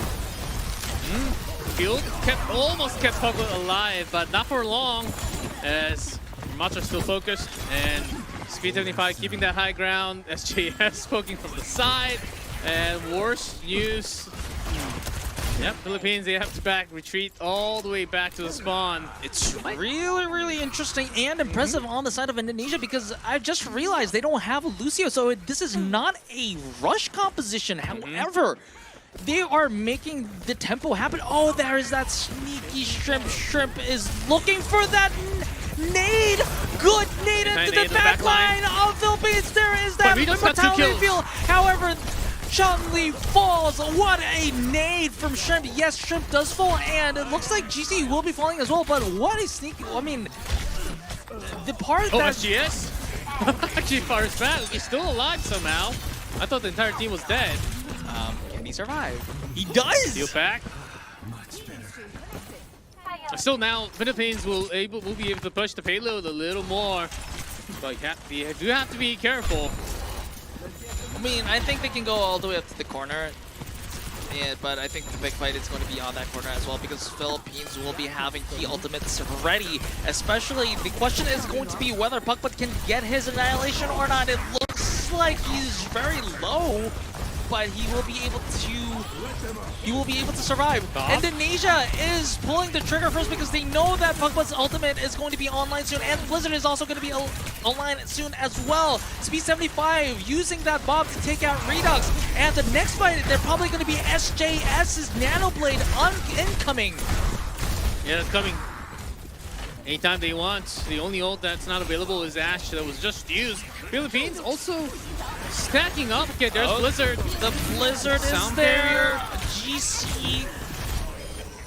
Not even popped. Okay, popped at the right time, but gets the blade. And the GS can't really find the right target. After the barrier, finds one. So that's about it. Pretty nice timing of that sound barrier from Geno. But I think in the end, it's Indonesia who profits here because not only do they delay the time, take away time on the time bank on the side of Philippines, they also, it's basically a traded ultimate, and then they got a kill after that. So I think that's a good thing for the side of Indonesia. And also the fact that GC will be able to have that annihilation without Geno's sound barrier, it is going to be very difficult to defend against. And also, we didn't mention it wasn't a nano blade, it was just a blade, so it is going to be a nano annihilation. And that is going to actually do its namesake and annihilate Philippines. Yes, and there's still the Junkrat who actually picked up multiple kills with the mind, displacing the back line in the room. Yeah, once they're actually stuck in the room, it's a perfect time for the Junkrat to actually bounce off and get those free kills. Even if you don't exactly target, you oh, nice! That is going to deny 5 seconds. That's a pretty nice snap. Oh, the Junkrat almost killed him. Yep, could have been even better, but damage can they survive through? 4 seconds now. Puckbutt is very low. Now popping that annihilation. It is the last, potentially the last fight for the Philippines and Indonesia here. Keep it up, Annihilation actually getting a few more. Walk from the air, takes down Chen Li. Shrimp very low from the back line, and Ramatra will be able to pick up with Walked. Finally, there's that team wipe for the first point. Yes, Puckbutt is trapped, but he can be trapped very happily because they have capped that first point, and it looks like we have a pause. Chun-Li hasn't okay, it is actually Geno who is disconnected from the game, so maybe we have some connectivity issues. I'm not hearing a lot of things from production right now, but usually no news is good news in these kind of circumstances, because usually in these kind of situations, when the production kind of speaks to us in ear, it's like, oh, we need you to talk a little bit, we need you to delay a little bit. No, it's fine. It's fine. We learned a pretty good spot for Anna, and now that's been revealed. I'm gonna use that on my. I'm going to check that spot every single time. But I'm not going against you, so I will be using that. Yeah, you play support, right? Yes, I am a flex support, so I learned something today. Yes. I also learned something today to keep an eye out for these kind of Annas staying on that spot. He ended up dying very quickly, though. They actually found him right after the biotic grenade. Yeah, there weren't a lot of follow-up damage, and I think the mortality field was there to kind of buy some time. So good. So lesson learned. Use that spot only when there isn't a Baptiste on the other side. So maybe if there wasn't a Baptiste, maybe if there wasn't that immortality field, then that might have actually worked out a really better. Yeah, but I was actually wondering going to another topic here, but I was wondering when Philippines would actually change. I thought at the beginning there was still some room for them to actually, okay, let's go back to what worked slightly better from Control from our first half, and let's just go Fair Mercy and actually try to contest, or even some action with some other heroes there were some potentials because they were getting blocked from the spawn. But they at the end, after using all the time bank, they just got the refill of 230. And they might not have enough time towards the end because at the first half, Indonesia did push all the way with 3:57 left. Yeah, they have less time bank than Indonesia's like end game time bank. So it's definitely going to be an uphill fight for them. But I mean, still, yeah, you have to play for the win. So even though it's overtime, just making that cap happen, full cap happen, is going to be the goal for the side of Philippines. I'm not necessarily sure if they're going to stay with the pharmacy because point 2 is kind of like not too open space. So so pharmacy will be having restricted areas of movement. Maybe they will go with the double flankers. Maybe I'm expecting to see a change though. Yeah, still Hanzo seems to be okay throughout point ABC. And possibly pair that with own flank. We've seen some tracers, not too many from Philippines. So I think they're still kind of debating what they should go for on the second point because they have less than 230 now. And that uphill seems to be the big challenge for a lot of these teams. Maybe Walked might want to go with the Genji. So yeah, Genji's We've seen actually a lot not of bad against yeah. Junkrat. If Genji just dives in, he could just have a easy kill. If there's no support for 2 seconds. And Junkrat will be in a comfortable position. You know that slide just up here, and then you can just just shoot at any wall, and eventually it's going to hit something. That, I'll be very bold here. That is a very silver-minded, elo-minded way of playing Junkrat. From the top window, you can actually shoot down and use the wall to actually hit off the target. The middle ground in between the slopes. So there's a lot of angles that you can coming from the old Junkrat master. You can actually use those angles. I thought you were the Hanzo master though. Where did the Hanzo master go? Those old times. Not because I'm not a master anymore. After those two, the old times and the old times, and yeah. That's back in the days of of the Overwatch 1. Those were the days, my friend. And I can't be as good anymore, so I'm just laying it out there. I can't call myself master, but SJS, certainly I can tell from those aim. If you can hit those targets in the air, 2 out of 3 shots, that's awesome. Like 1 out of 3 is still pretty good if you're aiming for anyone in the air. Okay, so we've been having a little bit of debate on what Philippines might use, but I might have a feeling that Pugbud might kind of be stuck on the pharmacy because I remember that he had about like 80% on barrage, so maybe he'll stick on it. Yeah, maybe charge that and get 20% more and just immediately use and switch over to anything else. I think they can benefit a lot more from any more hit scans or some more blinks. I just had a disastrous thought. Maybe match the Junkrat. Junkrat versus Junkrat. Oh my god, that's gonna be something. Is that going to be like Torbjorn versus Torbjorn? I mean, we've actually seen Torbjorn versus Torbjorn because Torbjorn is like when the double flanker meta was in full swing in the Overwatch League. Torbjorn was kind of like a pick to counter that. So we've seen moments where Torbjorn mirror was actually happening, but I don't think we've ever seen a Junkrat v Junkrat mirror. Not in recent days. Maybe sometimes in Lijiang. Let me search my memory here. 2021 Lijiang Tower Control Center. I think we've seen Junkrat mirrors. Maybe. And it was also Jenna who was on that Lucio who actually had some connection issue, I believe. And I think it was also Jenna actually pulled that sound barrier off pretty nicely, both of the time, first half and the second half. Was actually not the one doing the Ajax. Wait, Jenna, Chenli was the one with the Ajax. It was the other side. And Jenna was actually having a good sound barrier to protect their teammates against the Dragon Blade. Although it was not nanoed, it was still a good measure for against a countermeasure against the Dragon Blade here. And I'm hearing from production now that we know that this is going to be a little bit a longer issue. Geno is currently disconnected, and okay, so let me get you the story here. Geno was disconnected, and we were looking at why, and it was a lot. It was a storm actually coming up. There was a storm in his area, and the internet was disconnected for a bit. But now it is. Where I'm hearing that things are fixed and that we will be in game. Okay, like a soon. real storm, not like a rage storm, right?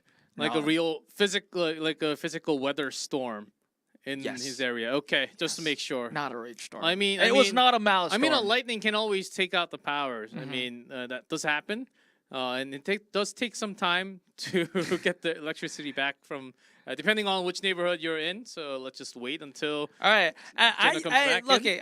this is the last day of qualifiers No right now. pajama So pants. yes, no pajama pants. I want to actually stand up here.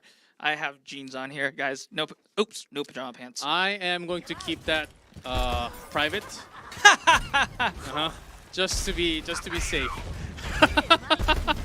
Just to keep Alright, that but question mark on we- you for you guys. We Okay. are back in game, and no, it's actually looked at 97% on the barrage, so we will be. I mean, I'd be very surprised if Look would swap to another hero here, but we are 1/3 on point B here, progression here, and let's see.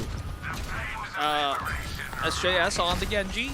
Oh, there's a tire available, which is be using. Good It will be tire a over the wall. disaster if Farah is Oh. gonna get it. Goose all the way towards the back end. The finds Redux, but Wait, in the meantime, no. So the What? tire got nobody. the tire they got get no. some damage onto Redux's Hanzo, but that's about it. In the meantime, this barrage actually got 2 kills. It did a lot more. Yeah, we had the camera on the tire, but it's called Yeah, we Rip had- Tire for a reason, okay? I mean, the tire got ripped off, and I guess good nano barrage on Philippines. And so Indonesia will be having the nano blade online, which now, this time, the nano blade will. Oh, good! Deflect all the sleep. That was gonna take 2, and maybe the 3rd on Pugbutt. No, but Pugbutt. SJS, where was this guy all along? I know. That's what I, I mean, was asking for Proxies the is start. pretty good, but Okay, Pugbutt will be denied. Well, no, Pugbutt is going to stay, and SJS is going to be denied that 4th kill, but 3 kills. So it was 2 kills on the Nanoblade, and the 3rd on after the Dragon Blade expired. But what mechanics? I'm really impressed with this player. and so far, even with the NT, 375 now finding a headshot onto Lux May.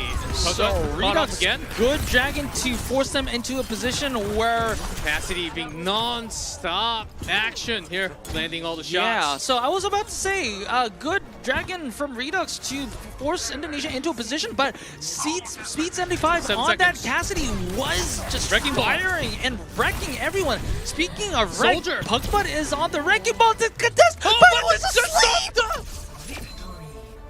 just off the payload a little bit. And that's a 2 victory for Indonesia. Oh my god, 5th place. that isn't even ASC9 because what a great sleep on the Wrecking Ball. The Wrecking Ball pick was there just to touch, and it was denied. I believe it was Shrimp It on was it. Shrimp.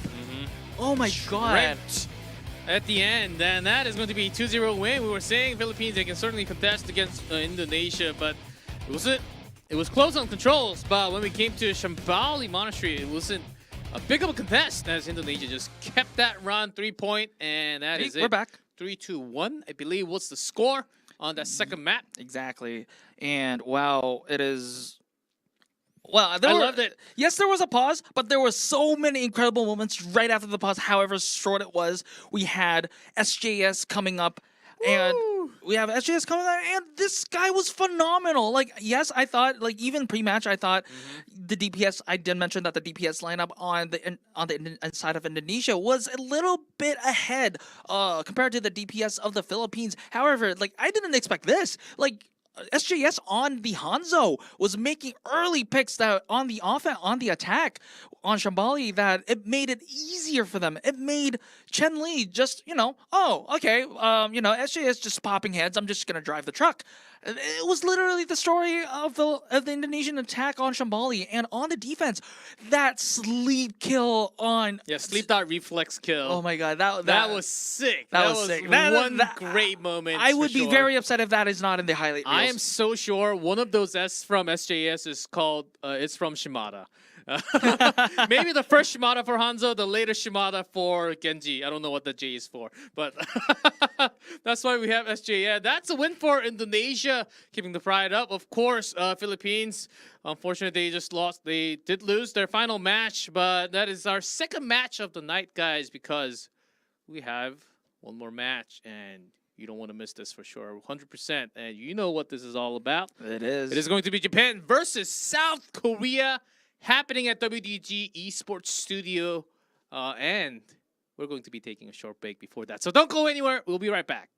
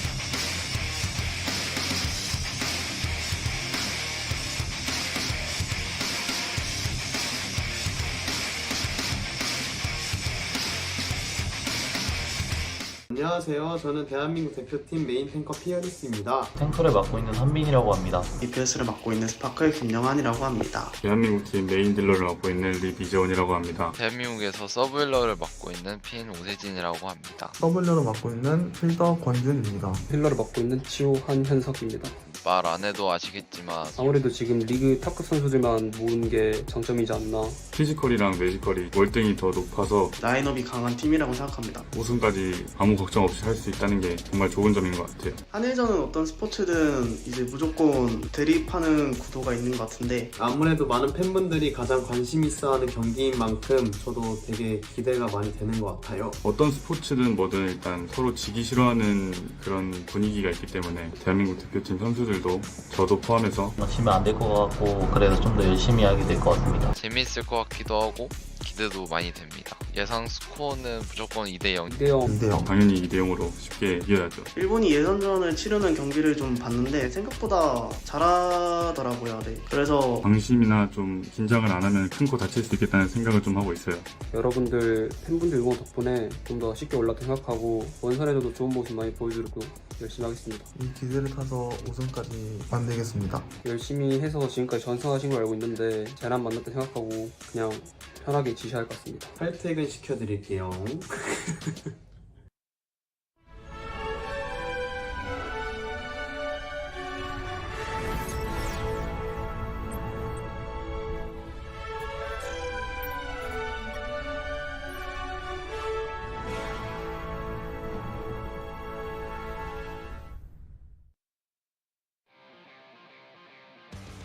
And welcome back, everyone, for the last match of qualifiers for APAC Group A. We are live from WDG Esports Studio.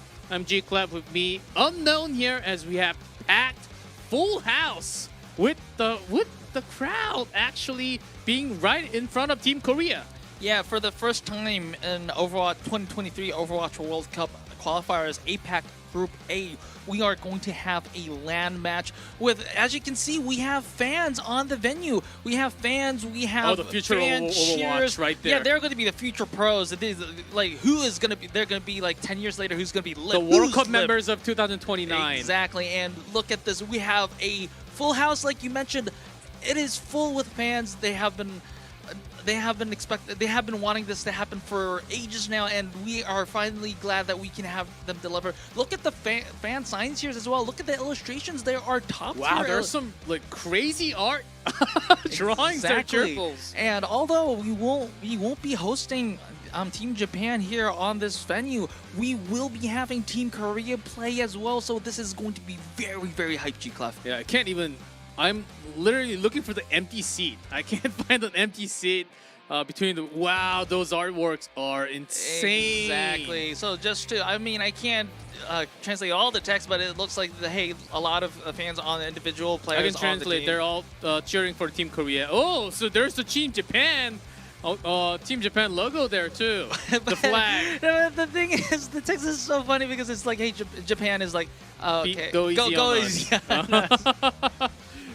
Yeah, so there are lots of fans, a whole lot of fans, of course, coming down here, as we've seen the fans line up hours ago. Yeah, exactly. Just to get into the studio. I arrived at like 3:30 p.m., which is like 4 hours from now, and there were a line so long that it filled the entire floor. I know. I was on the same elevator coming up with the fans. And Oh, look at it! I think that's 2019. Yeah, that was the last World Cup. So this is what the fans have been waiting for.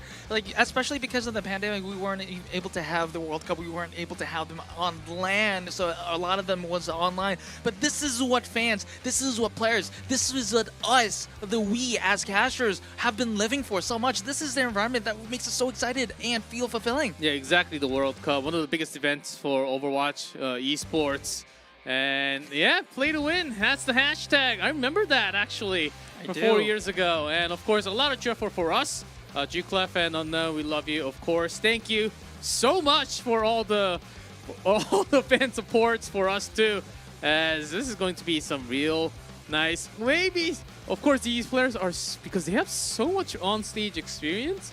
I think honestly, they're actually going to enjoy the match even more. Yeah, I mean, I've been hosting the mid-season madness at the Overwatch League. I've talked with a lot of these players because these players are such in a high caliber that they're champions. Like especially Team Korea, they are a roster full of champions, not just on the MSN but also on the Grand Finals last year. I've talked with a lot of these players. They were like, "Hey, playing on the stage actually makes me so fulfilling to a point that hey, some of these players were considering retirement, and after going on stage, after hearing these fans, after feeling the energy from the fans on LAN, they were like, okay, I actually do want to play. I rejuvenated my passion for Overwatch, for esports as a professional player. So this is going to be one of the special moments again here, G-Clef. And loving the energy from the fans and all these because they waited for hours before. They also had this much time to draw and have all the cheerful for the players that they like. They waited 4 the messages years they're for this, delivering. G-Clef. 4 years. I'm sure a lot of them actually waited for. Oh, look at those jerseys. And this is off to the side. It's literally packed full house. We have a lot of individual fans for Team Korea here. On the left. Yes, that's exactly what I want to see. And they not only they had a lot. They had multiple fan signs. Oh my God, this is so wholesome, man. Yeah, it's so heartwarming for a lot of the players who's actually going to see this in just moments from now. And a lot of Hanbin fans, a lot of Sparkle fans, Finn fans. They're everywhere. Yeah, I mean, Chio, Fielder. everyone. Yeah, Korea's gonna win, of course. Fearless, yeah, they got everyone covered. It's incredible what offline can give you. I wish we were also there. We're pretty close to there, so we're receiving the energy from the offline too. Exactly, we've been there right before the match, and it still was a immense experience. Let's talk a little bit about the match, just the nature of Korea and Japan, not just in Overwatch, but we've seen this in the pre-match interview here, that Korea and Japan are fierce rivals in any sports, and anything that is competitive, that has anything that you have to decide a winner, then Korea and Japan are rivals here. Yeah, especially the countries nearby. Oh, look at that D.Va with the Korean flag. Of course, D.Va with the Korean flag makes total sense. And this is another battle for the first place of the qualifiers for APAC-A. So it has to matter so much. And I think we are actually going to sweep the entire floor and watch, take a look at every single cheerful before we actually head into the match, which I would love. And there's D.Va, some more D.Vas on the right, on top. Yeah, I mean, I understand there's a lot of D.Va illustrations here because D.Va is the Korean character on Overwatch. So a lot of the cheer signs associated with D.Va I can understand. Oh, there's a Finn fan over there. Yeah, please remember me. I will remember you, fan. Yes. I will remember you, there was another gamer. sign below that if you win, you marry me, Team Korea. So I hope that works out somehow for you. And of course, popcorn available. You can just get popcorn and drinks downstairs. That's actually pretty cool. The seats are very comfortable and very cool with all the AC. And of course, the sound system is awesome exactly. too. So this is a esports studio that is refitted a movie theater. So that there are great screens, there are great sound systems, and it is designed for your esports pleasure. Exactly. With this many seats for everyone to enjoy. I hope everyone got in. Because there are a lot of people waiting to get into this studio. And yeah, Fielder. Korea has Fielder, so it seems like... it kind of gives me those Marvel vibes. It's like, I have a Hulk. Yeah, I have a Hulk. Yeah, exactly. I have a Fielder. Korea has Fielder. So yeah, so a lot of great hype on the match. So we're now going into this match. Like you mentioned, G-Clef, this is going to be the first place decider for APAC Group A. Japan, Korea currently undefeated. One team will be broken, and well, not like broken in a sense that their win streak is going to get broken, and they will. Both teams are qualified, G-Clef, but one team will break that undefeated title. Yep, 4-0. On the left, 4-0. On the right for both teams, sending on top, tied for that first place. exactly because they're 4-0 plus 8, did not drop a single map. So we'll see how Japan does here up against one of the clear favorites of the entire tournament. And here's a starting roster. Nico, Kyuki, KSG, Mint, Q-Loud. Nothing out of the ordinary, and I think this starting roster might actually stay for the entire match. Yeah, we did see Mihawk and Plankton coming up yesterday. Mihawk usually on the long-range hit scans, and Plankton usually coming on the escort maps for the off-tank roles. However, we do see over the weeks that this starting five is indeed the strongest members of Team Japan so far. All of these members, including the bench members here, are part of Team Viral, who has been playing together for almost a full year now on Overwatch Contenders APAC. So this is a team that has been talented, not just talented, but they have been improving immensely. So I'll be making a bold statement here, G-Clev. Japan looks like they can compete even with the best teams in the world now, and going against Korea is going to be the ultimate test of their power levels, because I think, G-Clev, that Japan can actually make it into top 8 of the tournament. Yeah, they are one of the big favorites of the not just in APAC, of course, they're one of the higher teams in the entire World Cup. This is going to be a big proof for not just for themselves, to actually calculating their own power, thinking about the later group stages against the stronger opponents. And now it looks like Team Korea is ready to enter the stage, because we finished with the Team Japan introductions. And yes, they are in the flesh, Team Korea. We have Lip, we have Sparkle, we have Fearless Hanbin, and I see Fielder and Chio there. So unfortunately, it looks like Finn is not here, or at least not yet, but this is Team Korea, and I'm definitely hyped up for this team. This team is full of elite talent, G-Clev. Yeah, only 5 are going to be sitting. So is it going to be Hanbin or Fearless with the starting roster? It's going to be Hanbin. And Lip Sparkle, of course, for the DPS, and Fielder Chio. Oh, no Finn. Maybe he's not playing. Maybe he's just standing on the backstage. We don't know yet. But looking at the roster, it seems like maybe they want to use Fearless later on when we go into Hybrid Escort. Maybe it depends on the map right now, because sometimes you want to use the D.Va, sometimes you want to use the Junker Queen instead of the Winston, which I think Fearless is unmatched at. But let this roster sink in a little bit. Yeah, just take a look and screenshot, and you can print this out. Lip, the MSM winners, the Mid-Season Madness winners.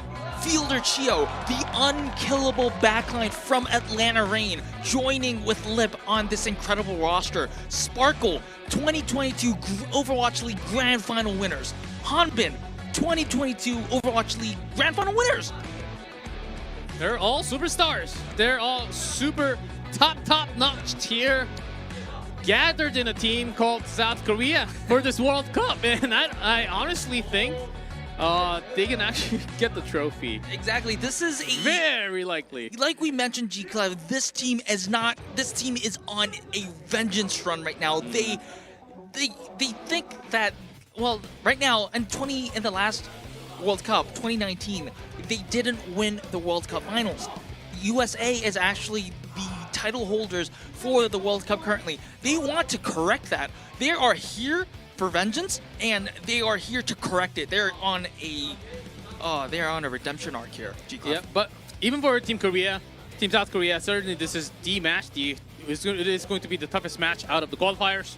And Team Japan, they actually had against one of the stronger opponents yesterday. Hong Kong had a huge victory with a 2-0, and we thought it was going to be tougher. Some harder times coming out from even with this great roster from Japan, but it was very well handled and very well practiced. So against South Korea, let's see what they're actually going to bring in this first 2. Exactly. I'm also really interested to see what South Korea is going to play with. In the previous matches, we've seen South Korea use a lot of the unconventional compositions. So I think that is also considering that they know that there are a team that are at a much higher power level. So sometimes they don't want to, reveal the tactical aspects of their play.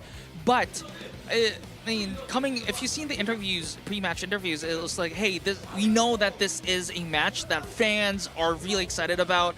Like, even fans that are not Overwatch fans are interested. I know that for a fact because it is South Korea versus Japan. This is how much South Korea is investing in the emotional value of this matchup, South Korea versus Japan. So maybe they want to actually do a quote-unquote proper composition here. Yes, as with these many fans right in front of you, they will receive much more energy, and I honestly think they'll be better on stage compared to online because they can actually communicate better. And in other sense, you have to heal your DPS because they're literally right next to you. Yes, I mean, this is a funny story that I can be confident of sharing now. When on South Korea's first match against Chinese Taipei, Chio did not heal Fielder on purpose because they had a bet on who's gonna have the first death of the tournament, and that person had to buy dinner for the team. So, no, I don't believe there's going to be any of that kind of shenanigans for today's match. I think they're going to have their serious face on and will be on their very best today. I'm just excited to see what they're coming up with. I also am very interested to see what they think of the meta right now because on the previous matches, it's like, I think they're kind of trying this and that, but maybe we have a more refined strategy, a refined composition today. So that is what I'm really keen to see. And also on the other side of the things, all the fans are here, of course, are cheering for, I'm guessing about 97% or more are rooting for South Korea. But if Japan can actually show some amazing moments on stage and defeat and drop a map against South Korea, which no other team has been able to do so far, and that might actually continue into group stage. I'm going to eat my words there. And if Japan can actually take a map off of South Korea, that will be an amazing result already. Again, I think that Team Japan is already developed so well because like they have the talent there. They also have been playing together, which means that they have been growing their teamwork and grown as players, individuals, and as a team. I think at the start of this competitive cycle, Japan wasn't as strong as they are right now. However, right now, after they played together in contenders, after they played together in the qualifiers, I think this team is now ready to compete against the best teams in the world, and it starts with South Korea. There's a guy left, if you look at left top, there's a guy who waited since 1 p.m., which means we waited at least 5 hours. Before the broadcast started, so that's a long time. That's even before production came here, so that's really impressive. He was in a line before anyone. Of course, this entire building's open for other uses and things, but that's a long wait if you talk about things. That's exactly, the passion and the energy from the fans, it's all coming into the right place. It looks like we are going to take a little bit more time to get both teams settled up. It is a LAN event versus an online setting, so maybe those kind of configurations can maybe a little bit more complicated compared to just LAN when both teams are on LAN or when both teams are online. But it is worth the wait, G-Clef, because I'm so excited, and we can hear the fans here as well. We have the sound set up so that we can hear the fans cheer and also the fans, just laugh. And Genji, Dragon Blade. Oh man, here we go. We've got the future right here in his hands. This is so wholesome. I love to see it because, I've also seen a comment on Twitter. Did you see that bottle movement? Yeah, I He's saw that. He's certainly a Genji player. He has 100% it in Genji him. player. And he I has might that not DNA. want to play in his team, but but still, it's great to see these moments. And also, about the point, this is what the World Cup is all about, in my opinion. Like, yes, winning is important. Like, getting glory is also really important. But the community, like, making friends, enjoying with your friends. He's 13. I think that was actually the signal. Okay, Yes. sorry to cut you up there. No, it's totally fine. I'm just, cherishing the moment here because this is what the World Cup is meant to be. This is what the Overwatch World Cup is for. Feeling wholesome with the community, connecting with the community. Exactly. And just, being in the same place with the players, feeling those vibes. Oh, man. yeah, having competition and also bringing everyone together for this great Overwatch competitive. And I think that's one of the best things about the World Cup here. As Oh, you need to turn that on. You need to turn that on. okay, we know the time. Okay. Okay. Okay. World's the best DPS. Lip. I agree. I mean, I'll be a little bit biased here. I agree that Who's better, Sparkle or Lip? right now Lip. I mean, last year it might have been Sparkle, but this year Lip is on a totally different level because usually you classify DPS players onto two categories. You either do the hit scan or you are the flex DPS. Dude, like Lip is just a DPS. He can play Ashe, he can play Sombra, he can play Tracer, he can even play Genji. Like, what do you? I mean, maybe throw Pharah into that list, and you will have your full set over there. Can you play the Junkrat? Can you play the other few available? I'll ask that we don't Lip really after this see? match. I'm gonna run to the stage and I'm sure ask- he's so talented. He can play anything basically. Pretty much. Given to his hand. But I think we're just doing the final checks from all the gaming gears that they have. Here. Ooh, fearless. I have nothing to fear. That is actually very true. So look at Winston. That looks like the tip of the iceberg on top. And then if you look down, that's actually fearless. Oh, some great artwork Yeah, so from both. a lot of the fans are really committed into this, and I really appreciate that because, you know, we're all here for the fans. Yeah, that rage. Better not go on someone else. That seems pretty scary to me. I think we're almost ready to set up with this. I think with the shot. I think we should be going to the game real soon. And here we go. The first map is going to be Lijiang Tower between Japan and South Korea, where we will actually, now that we know it's Lijiang, we'll have some air contest here, right? I do definitely think so. I think that's also one of the reasons why Hanbin is being started. Ah, that's right. Because we've seen in the earlier matches today that D.Va is, well, no, go figure, right? D.Va is an effective counter to the Flyers, and especially if you can also employ Flyers of your own, then it's going to be a numbers advantage on the air.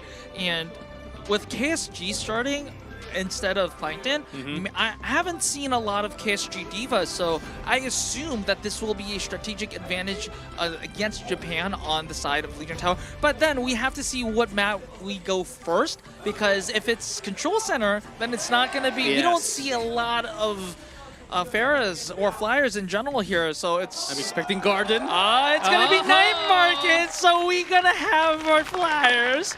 We'll see. And then immediately we have PP. They were about to do the team chant, but there's the hype PP. is ruined. Look at the spectator, they're like, why? The hype is ruined. Like, 1, 2. Oh my god, this is so okay, fun I guess already. we'll wait a little bit more. But we're seeing some... Okay, I think... I thought we got to see the team comp a little bit. I think there was a Pharah from Japan. And of course, we did see Lifeweaver, but I don't think he's coming out. Yeah, probably not. And I just saw the hovers briefly, and it looks like Japan is going to run the Pharah. I haven't seen the tanks. What was the tank? Oh, was it I did not get to check all the heroes yet, so we'll get to find out real soon. But yeah, so Japan was running the Flyers, and I saw Team Korea's composition. It was a Rhine Rush, which is kind of unexpected coming from Hanbin, because, I mean, I'm not saying Hanbin's a bad Reinhardt, but if you want to play the Reinhardt, it likely was going to be Fearless starting, so maybe they're just trolling around until the gates actually open, and we are back to the match here. we're here. Okay, I'm pausing. And... Oh, Reinhardt's for now. So it looks like Japan is actually going with the Reinhardt Rush. Okay, it looks, yes, this is how it's going to look like. So no Flyers on either side, and South Korea is going to match. So we are going to have a mirror matchup here. Yeah, with Sombra and Mei is going to be only difference between the DPS. Nico Lip on Symmetra. They're staying after the teleport. Oh, Hanbin's ready in position Yeah, for they the hammer. were ready for this, and early kills go the side of South Korea. That's not the way Japan expected this to happen. What a quick maneuver from South Korea. They were definitely... Hanbin 60%! What in the world? That must have been about like 4 straight hammers. Okay, Japan understands that they are not definitely going to win the mirror matchup, especially after they gave up so much ult percentage to the side of South Korea, so they are going with the Winston dive and with the Pharah. So this is a good quick change on the side of Japan. South Korea doesn't have very good air control, but there is Nico down on a snipe by a Sparkle. So KSG has to back off. Oh, was not able to jump back. I thought it was pretty safe, but low HP. But kill picked up by Fielder at the end. Fielder actually turning into Soldier. Okay. Again, so the Flyers is untouched right now, so they're doing what they can. But remember, G-Clef, we've talked about Flyers a lot today. Flyers are most effective when your team has uncontested control on the point. But right now, South Korea is the team that has uncontested point control, and it's going to be a struggle unless I think Barrage is going to be the only chance where Pharah is actually going to make a difference in this fight. Yeah, it's going to be very important work. Yugi drops from which window? He's actually going to Okay, that is a start, and they have the Barrage, so this is going to be... maybe they don't even need the Barrage. They do use the Barrage. Right before the ult was used. But so they're actually going to be just keeping those 3 ults available for South Korea. Japan takes it back. Yes, Japan does good work on the side of Japan to use their composition to the fullest and taking that flip. However, South Korea, good ultimate discipline. They knew that this fight was going to be lost, and they didn't use any ultimates that they didn't need to use. And a good maneuver there, and Reinhardt is over there. On the right point. Knew that they were coming from the teleport. Oh, there it that Earth Shatter got you too. Few laps gone, KSG focused. Yes, there is that pulse bomb. It goes wide. Yes, South Korea uses a lot of ultimates, but they will be able to flip the point. Chio has that sound barrier. Look at the crowds roaring out. Yes, South Korea also used a lot of ults, but so did Japan, and they are going to be basically doing the neutral fight now, and South Korea will be confident of that. Again, collected ult usage by South Korea there. Now Doomfist from KSG trying to contest for the point, but Chio still holding on to that sound barrier just as an emergency. We are approaching last fight territory for Japan. They have to make a kill. Good. That was a good engineer for Cloud, but what a sound barrier from Chio. Lip takes Cloud down, and it looks like Japan is running out of sustain. Yes, Mint is there, but Mint can't save everyone. Yeah, the sustain is actually better for Japan because of that anti. They bought so much time from Q Loud. And Yugi still from the side, contesting for the spot. 99%. Kuki needs to survive for the Barrage. Barrage is going to be there. 1 out of 2 DPS gone for both sides. Can you actually hold up? Pharah needs to work a little more. The Sparkle. Okay, there's a Barrage getting 2, but Sparkle actually getting 2 on the other side. So it's about to tank and support left. Oh, overtime. Chio gets Cloud, so that is going to be no members on the... Oh, man. Lucio turns into DPS. Now Nico already coming onto the spot, has Blink available, recalled away, and can't get to the control point first, going into South Korea's hands. Nico had to recall because she was so low on health, and then after that, the recall was so far away that it couldn't come back in time. What an exciting first map for both sides, because I thought on the last fight, after that Barrage especially, I thought Japan was actually going to flip and make South Korea go another fight. However, Chio was hiding there, and although, yes, the sustain was very low because it's only the Lucio, however, it doesn't matter if Lucio is going to take out all the members of Japan.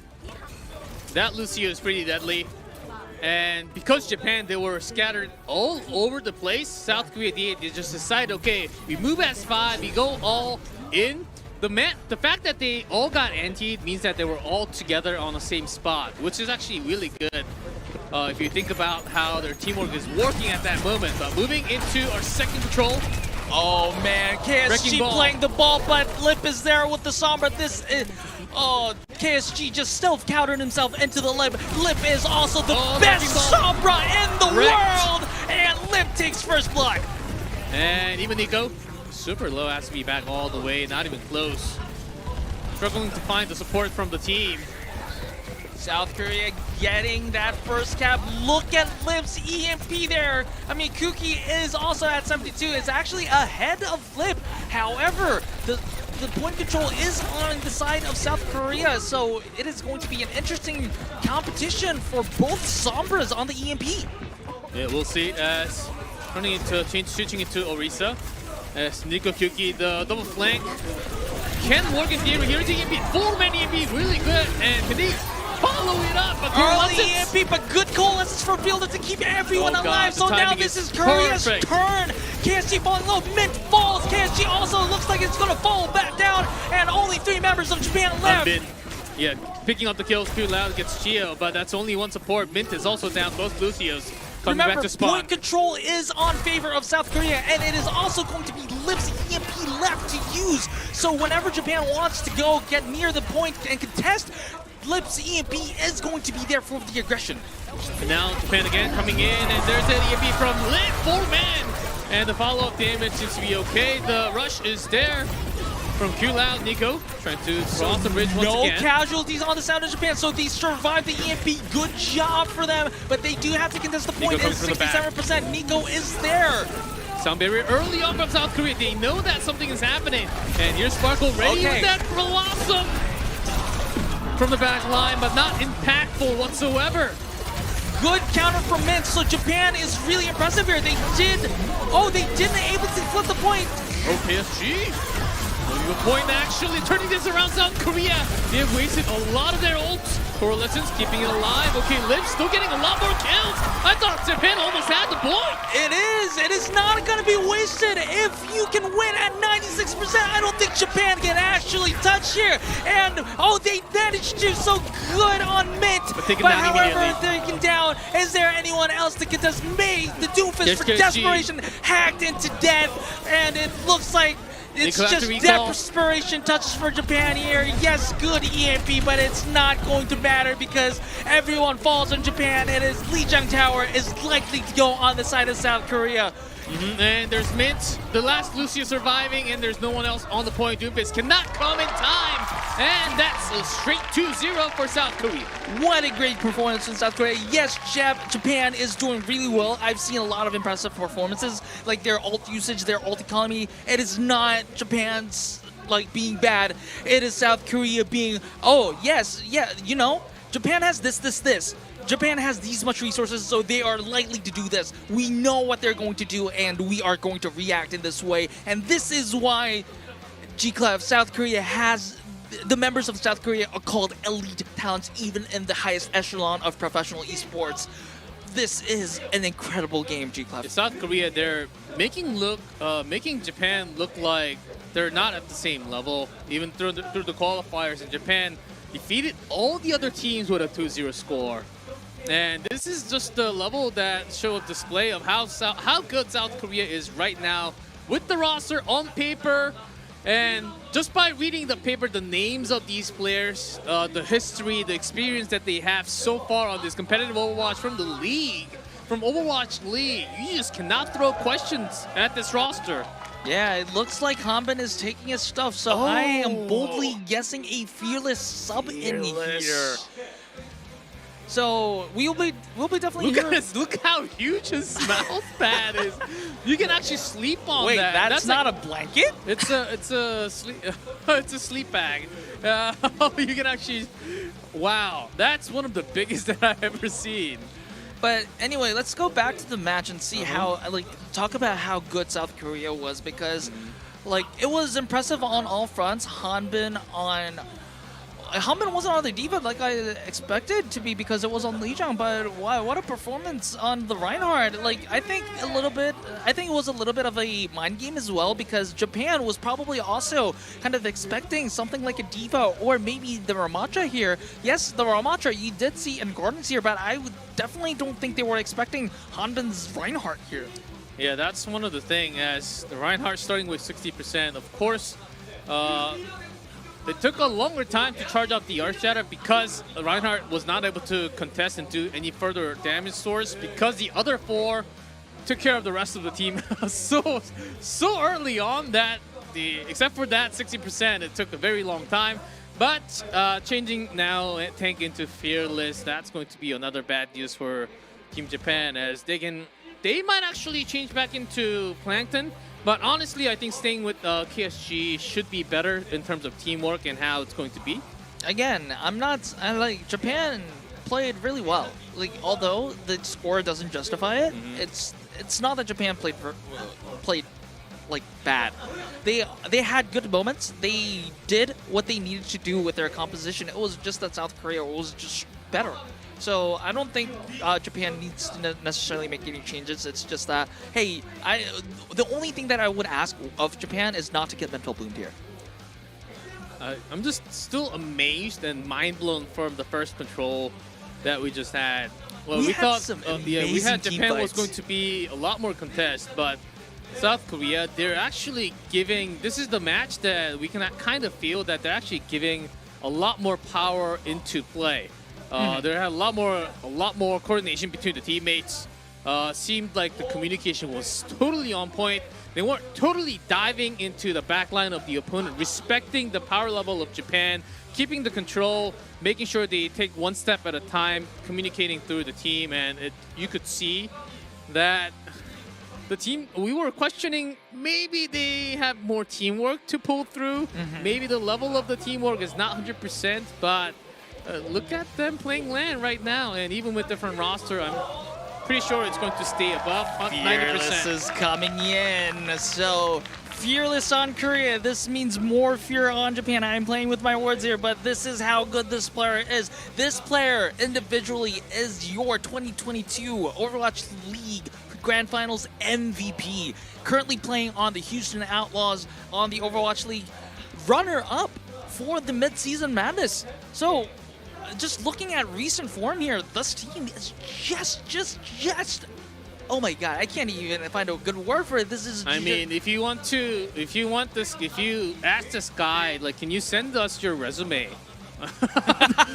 Like, these players will have, it'll take a long time to receive their PowerPoint. Well, look at Fearless's because resume. They have so many screenshots and trophy titles. He won the Overwatch League with Shanghai. He won the Overwatch League with Dallas Fuel. Now on a rival team on Houston, he is looking to win. He is on course to win the Overwatch League this year as well. I mean, yes, Atlanta Reign has a lot of say on it, and also a lot of teams will be looking to challenge that on the second half of the season, which will be coming after the qualifiers. However, no denying that this player is immense talent here. Yeah, just going through the final check as we're playing LAN, so we do need some time to actually check all the gears. Of course, keyboard and mice, they do have to be functional for the actual game. Also, quick fact, quick trivia, that whenever players get swapped out, they swap the hard drives of the PCs because to get the settings, right? Yes, for the settings.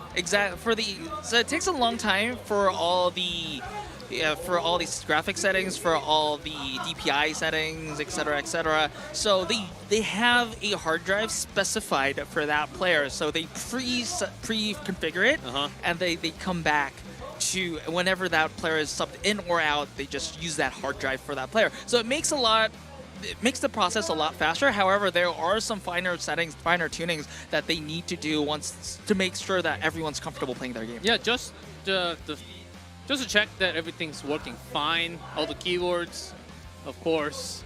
the buttons are being pressed and they're registering in game. Also, you want to just be in the practice range for a little bit and shoot at bots just to make sure that you have that feeling.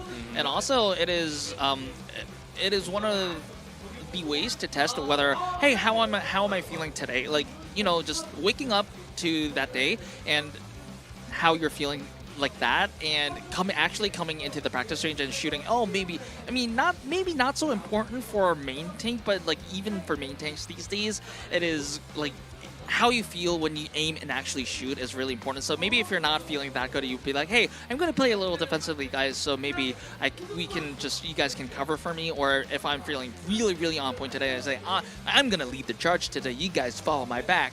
So these kind of communications and these kind of preparations are really, really important. So, although we apologize for the delay, this is we just wanted to tell you that this is worth it. Yeah, certainly. As I noticed that Fearless does have a pretty big path for the mice only, so it's not as big as what Hanbin had. But still, take a look at the gear that they actually have. You might actually want to catch on to those. That fan wants a 15-minute match, not a map. A 15-minute match. If you only count the game time, well, it might still be a stretch, but we'll see. If you only count the game time, I think the first control was about 7.5. They're playing with words here. They're like, yes, Sparkle is, you know, written in a very special way, and they're like, hey, Sparky. Sparky is another nickname that you can always count at.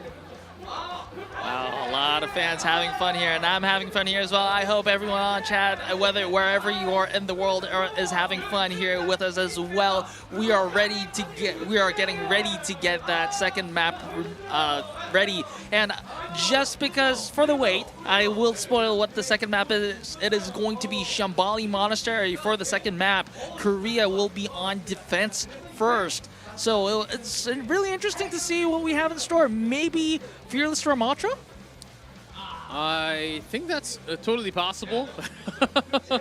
As Fearless is, of course, known for a lot more Winston, but on this map, of course, I don't think... okay, Ramatra is certainly a good tank, but you can always switch into anything that he feels, I think, depending on the team comp.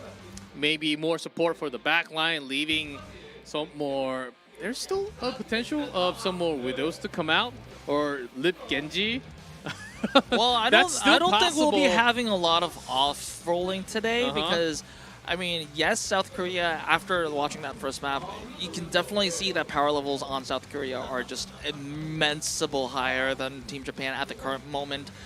But I think that the nature of South Korea versus Japan is that they just want to win classically, and yeah, yes, I do agree that maybe some long-range hit scans, maybe some Ashe on the side of. I don't think Widow. Maybe Widow, yes, but Widow is a little bit of too much of a riskier pick because of the recent nerfs on the current patch. Remember, the Overwatch World Cup qualifiers is held live on the live patch right now, so a long-range headshot on the Widow will not be guaranteeing a 200 HP kill. So we will, and it looks like we're starting the match. Yeah, very this soon. finish shot is usually the one that we see right before we go in, and as you said, it is going to be Shambali Monastery for the second map, and of course, Japan, after that loss from the control, are the one selecting the map, as this should give some more signs that, okay, let's see what they're going to bring on this map, because South Korea, they can react to basically everything that Japan is going to bring again. Yes, I just forgot to mention that like one of the biggest strengths of South Korea is in their flexibility. So when they constructed this Team Korea roster, yes, they have 2 tanks, so only 1 tank can play at a time. So maybe there is a little bit of a restriction on flexibility on that front. However, we've seen that even Hanbin can play main tank heroes. Why not for the other side? Why? I think that Fearless is a good enough player to be at least decent in all the heroes and in the tank role. So, and also on the DPS role as well, Lip is the DPS itself. Lip can play. Okay, if Lip plays Pharah, he is going to be Lip, like the DPS itself. That's basically more heroes than anyone else from the qualifiers, but we do see Sombra switch, but let's see in 20 seconds what it's going to be when the gates... Also, my question here is going to be whether they want to go to the forward defense and spawn camp. We haven't seen a lot of these in earlier today. All 4 matches before against Japan. But for now, Fielder all the way in the back. Seems like they are feeling okay. Just Sombra for the hack. Here's Lip. So it looks like a semi spawn camp here. Lip wants to farm the EMP, but has to go to an early back. I think they're trying to stall towards the first corner to the right. And there's Fearless just going off to the back alley. Okay, caught by the wall. Okay, Fearless saved by is trapped, so low HP bars across the board. But good save by Sparkle's own wall there. Keeping his tank alive, and PSG still okay. But Sparkle taking out Mint. What a shot! And that wall is going to deny a lot of healing from the side of great KSG. field from Immortality field there to save KSG. So good play by Cloud there. Was able to keep that tank alive, only Mint, but just losing one in these kind of fights.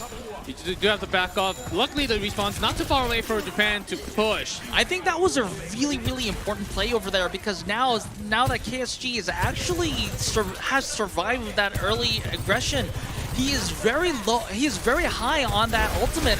Look at Fearless right now. Fearless has 58, and KSG already. I was about to say KSG already has the annihilation. However, KSG is taken down, so that is not going to be relevant.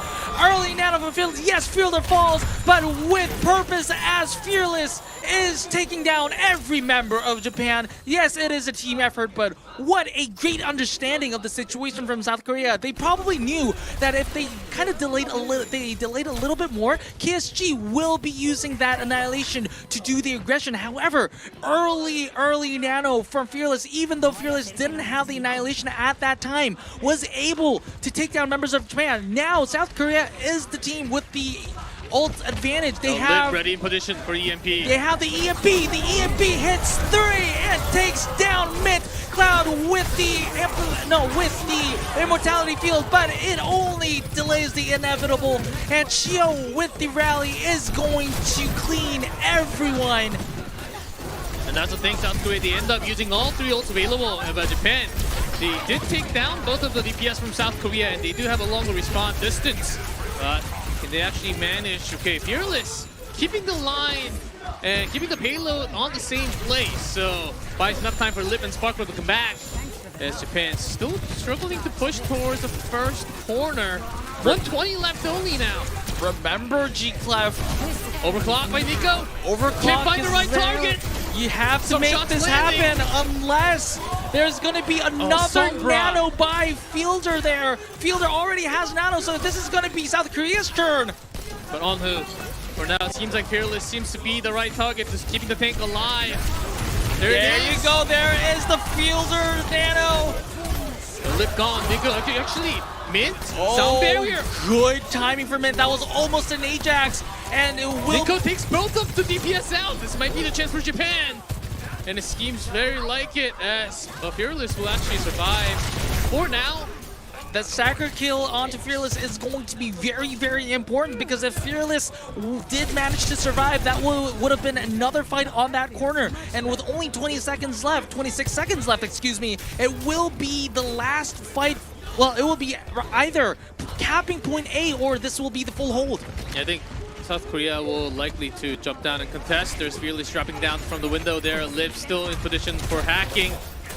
Has been contesting against Nico. Both Ramachas have the annihilation. KSG anti-nated and slept so early. It ended early for KSG and Fearless. Very low, but still has that annihilation. Chio with that rally to keep Fearless up. And Chio is bloodthirsty, taking down everyone on the side of Japan. Fearless follows up. What's happening? This brigade is actually the DPS, and the time's up. Not a single point is going to be taken by Japan, your South Korea. Yeah, buying all that time and wins that final fight. What an impressive performance from South Korea. They did a forward defense.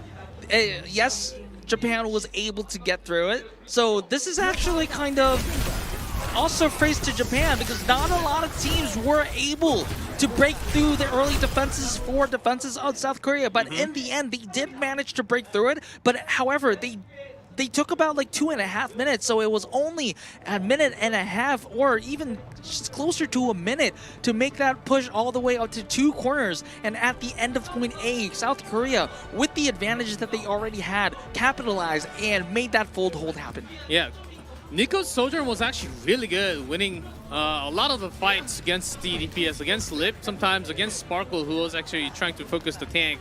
KSG's Ramatra is very impressive. There are a lot of anti, but even through the anti, Ramatra was actually using the block, saving for that moment because you know against South Korea, you are going to be the tank that's going to be focused with that anti-nade.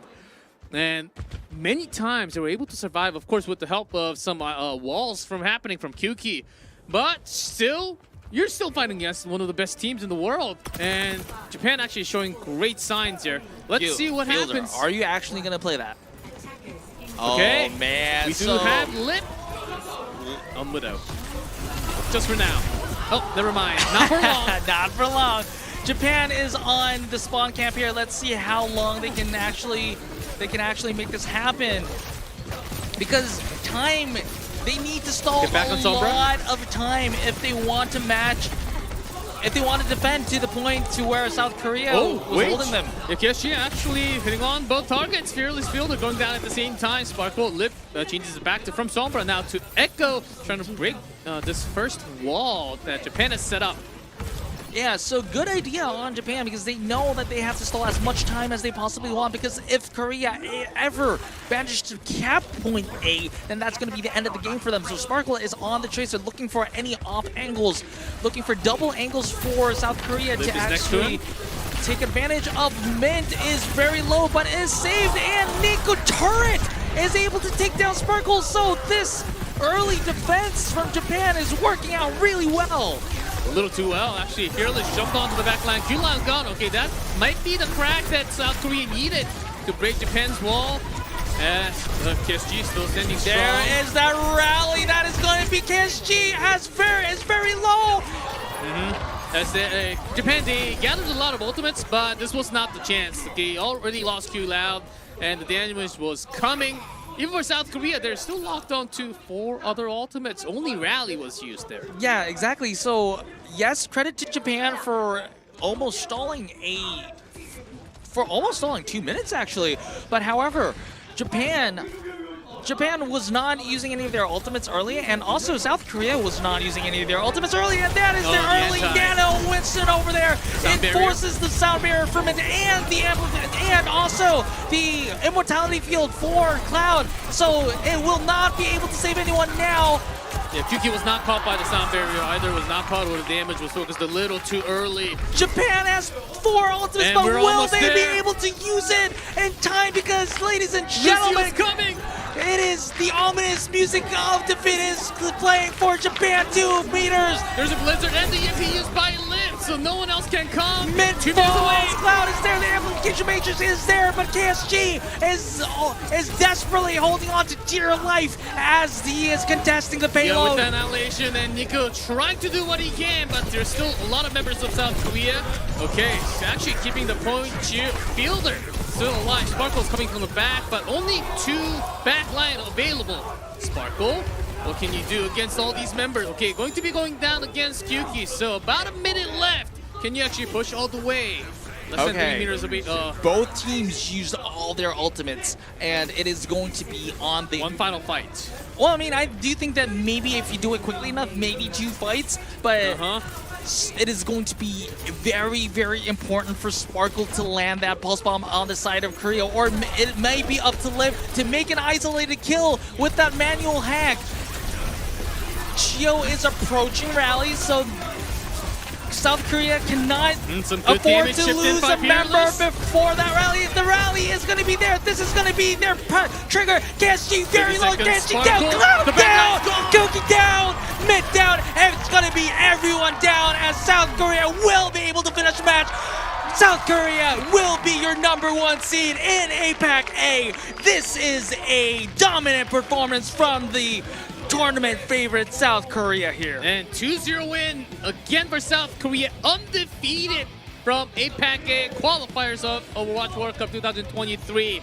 They are the roster. They look like the strongest clear favorite of the tournament, showing again in an offline stage of WDG Esports Studio against Team Japan, the strongest opponent in APAC-A. Wow, I mean, yes, props to Japan. They actually put up a real fight, and I have to say this again, their 2-0 score does not just give them justice. Japan actually really did a good job, and especially I was impressed with that defense on Shambali Monastery, the early defense that took away 2 minutes of South Korea's time. Not a lot of teams can do that, and again, I just want to praise how much Japan has improved compared to the start of the season.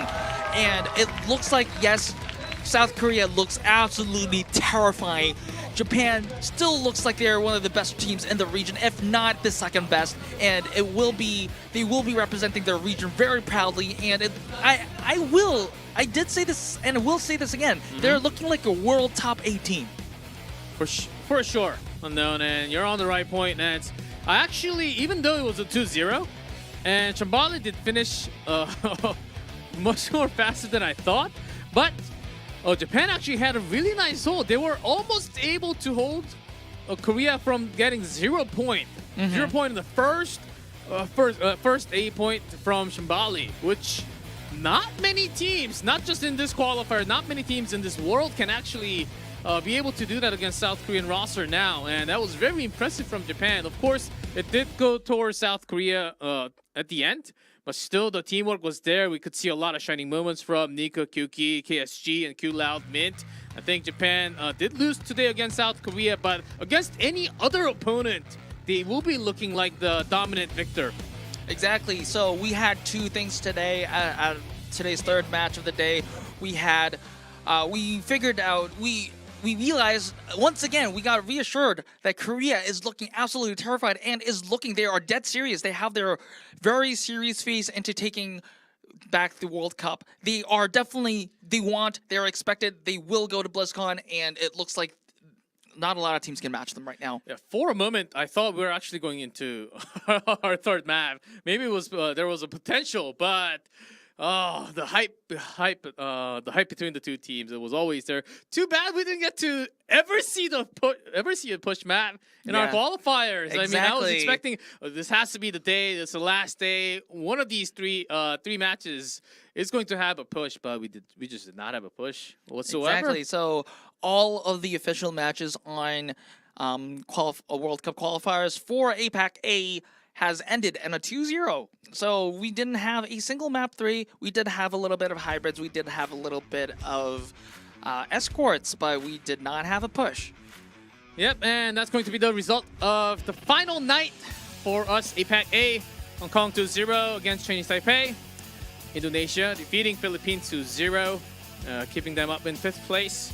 And South Korea proving themselves to be the best out of this group, as taking the 1st place against Japan, who's going to be now, with that win, the 2nd place. So we will actually be exactly mirror 5 down to 0, 0 to 5 from that win-loss.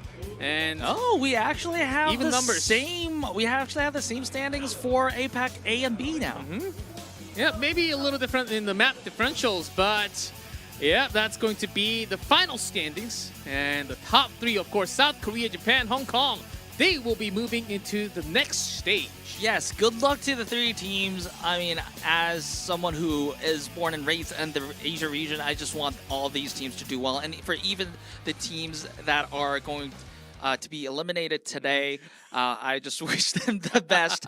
I think there were a lot of positive developments for even those teams, and there are going to be opportunities next year, and I think the future is bright for them. Yeah, and I'm so shocked from all the matches today. That we had so many highlights, so many crucial fight moments that we could pinpoint, but God, Chio is a DPS.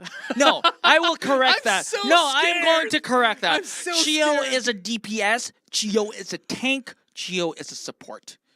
Whatever you need, you ask Chio, and Chio's he will goat. do it for Chio you. is totally the goat. If you need Chio to eliminate the opponent, makes no he will sense be to me. a DPS. If you need a frontline, Chio will be the tank. Front line, If you need middle, healing, and the back Chio will line. do that for you. unless you had that kind of bet for the first death. So my MVP is Chio from that match. Who would you say the player of the match is actually going to be from South Korea? If you had to choose one, like Me. I have to choose, huh? For all the 6 teams? From all the 6 teams? Or the last match, whichever one you want to choose. For the 3rd match, I would definitely agree with Chio.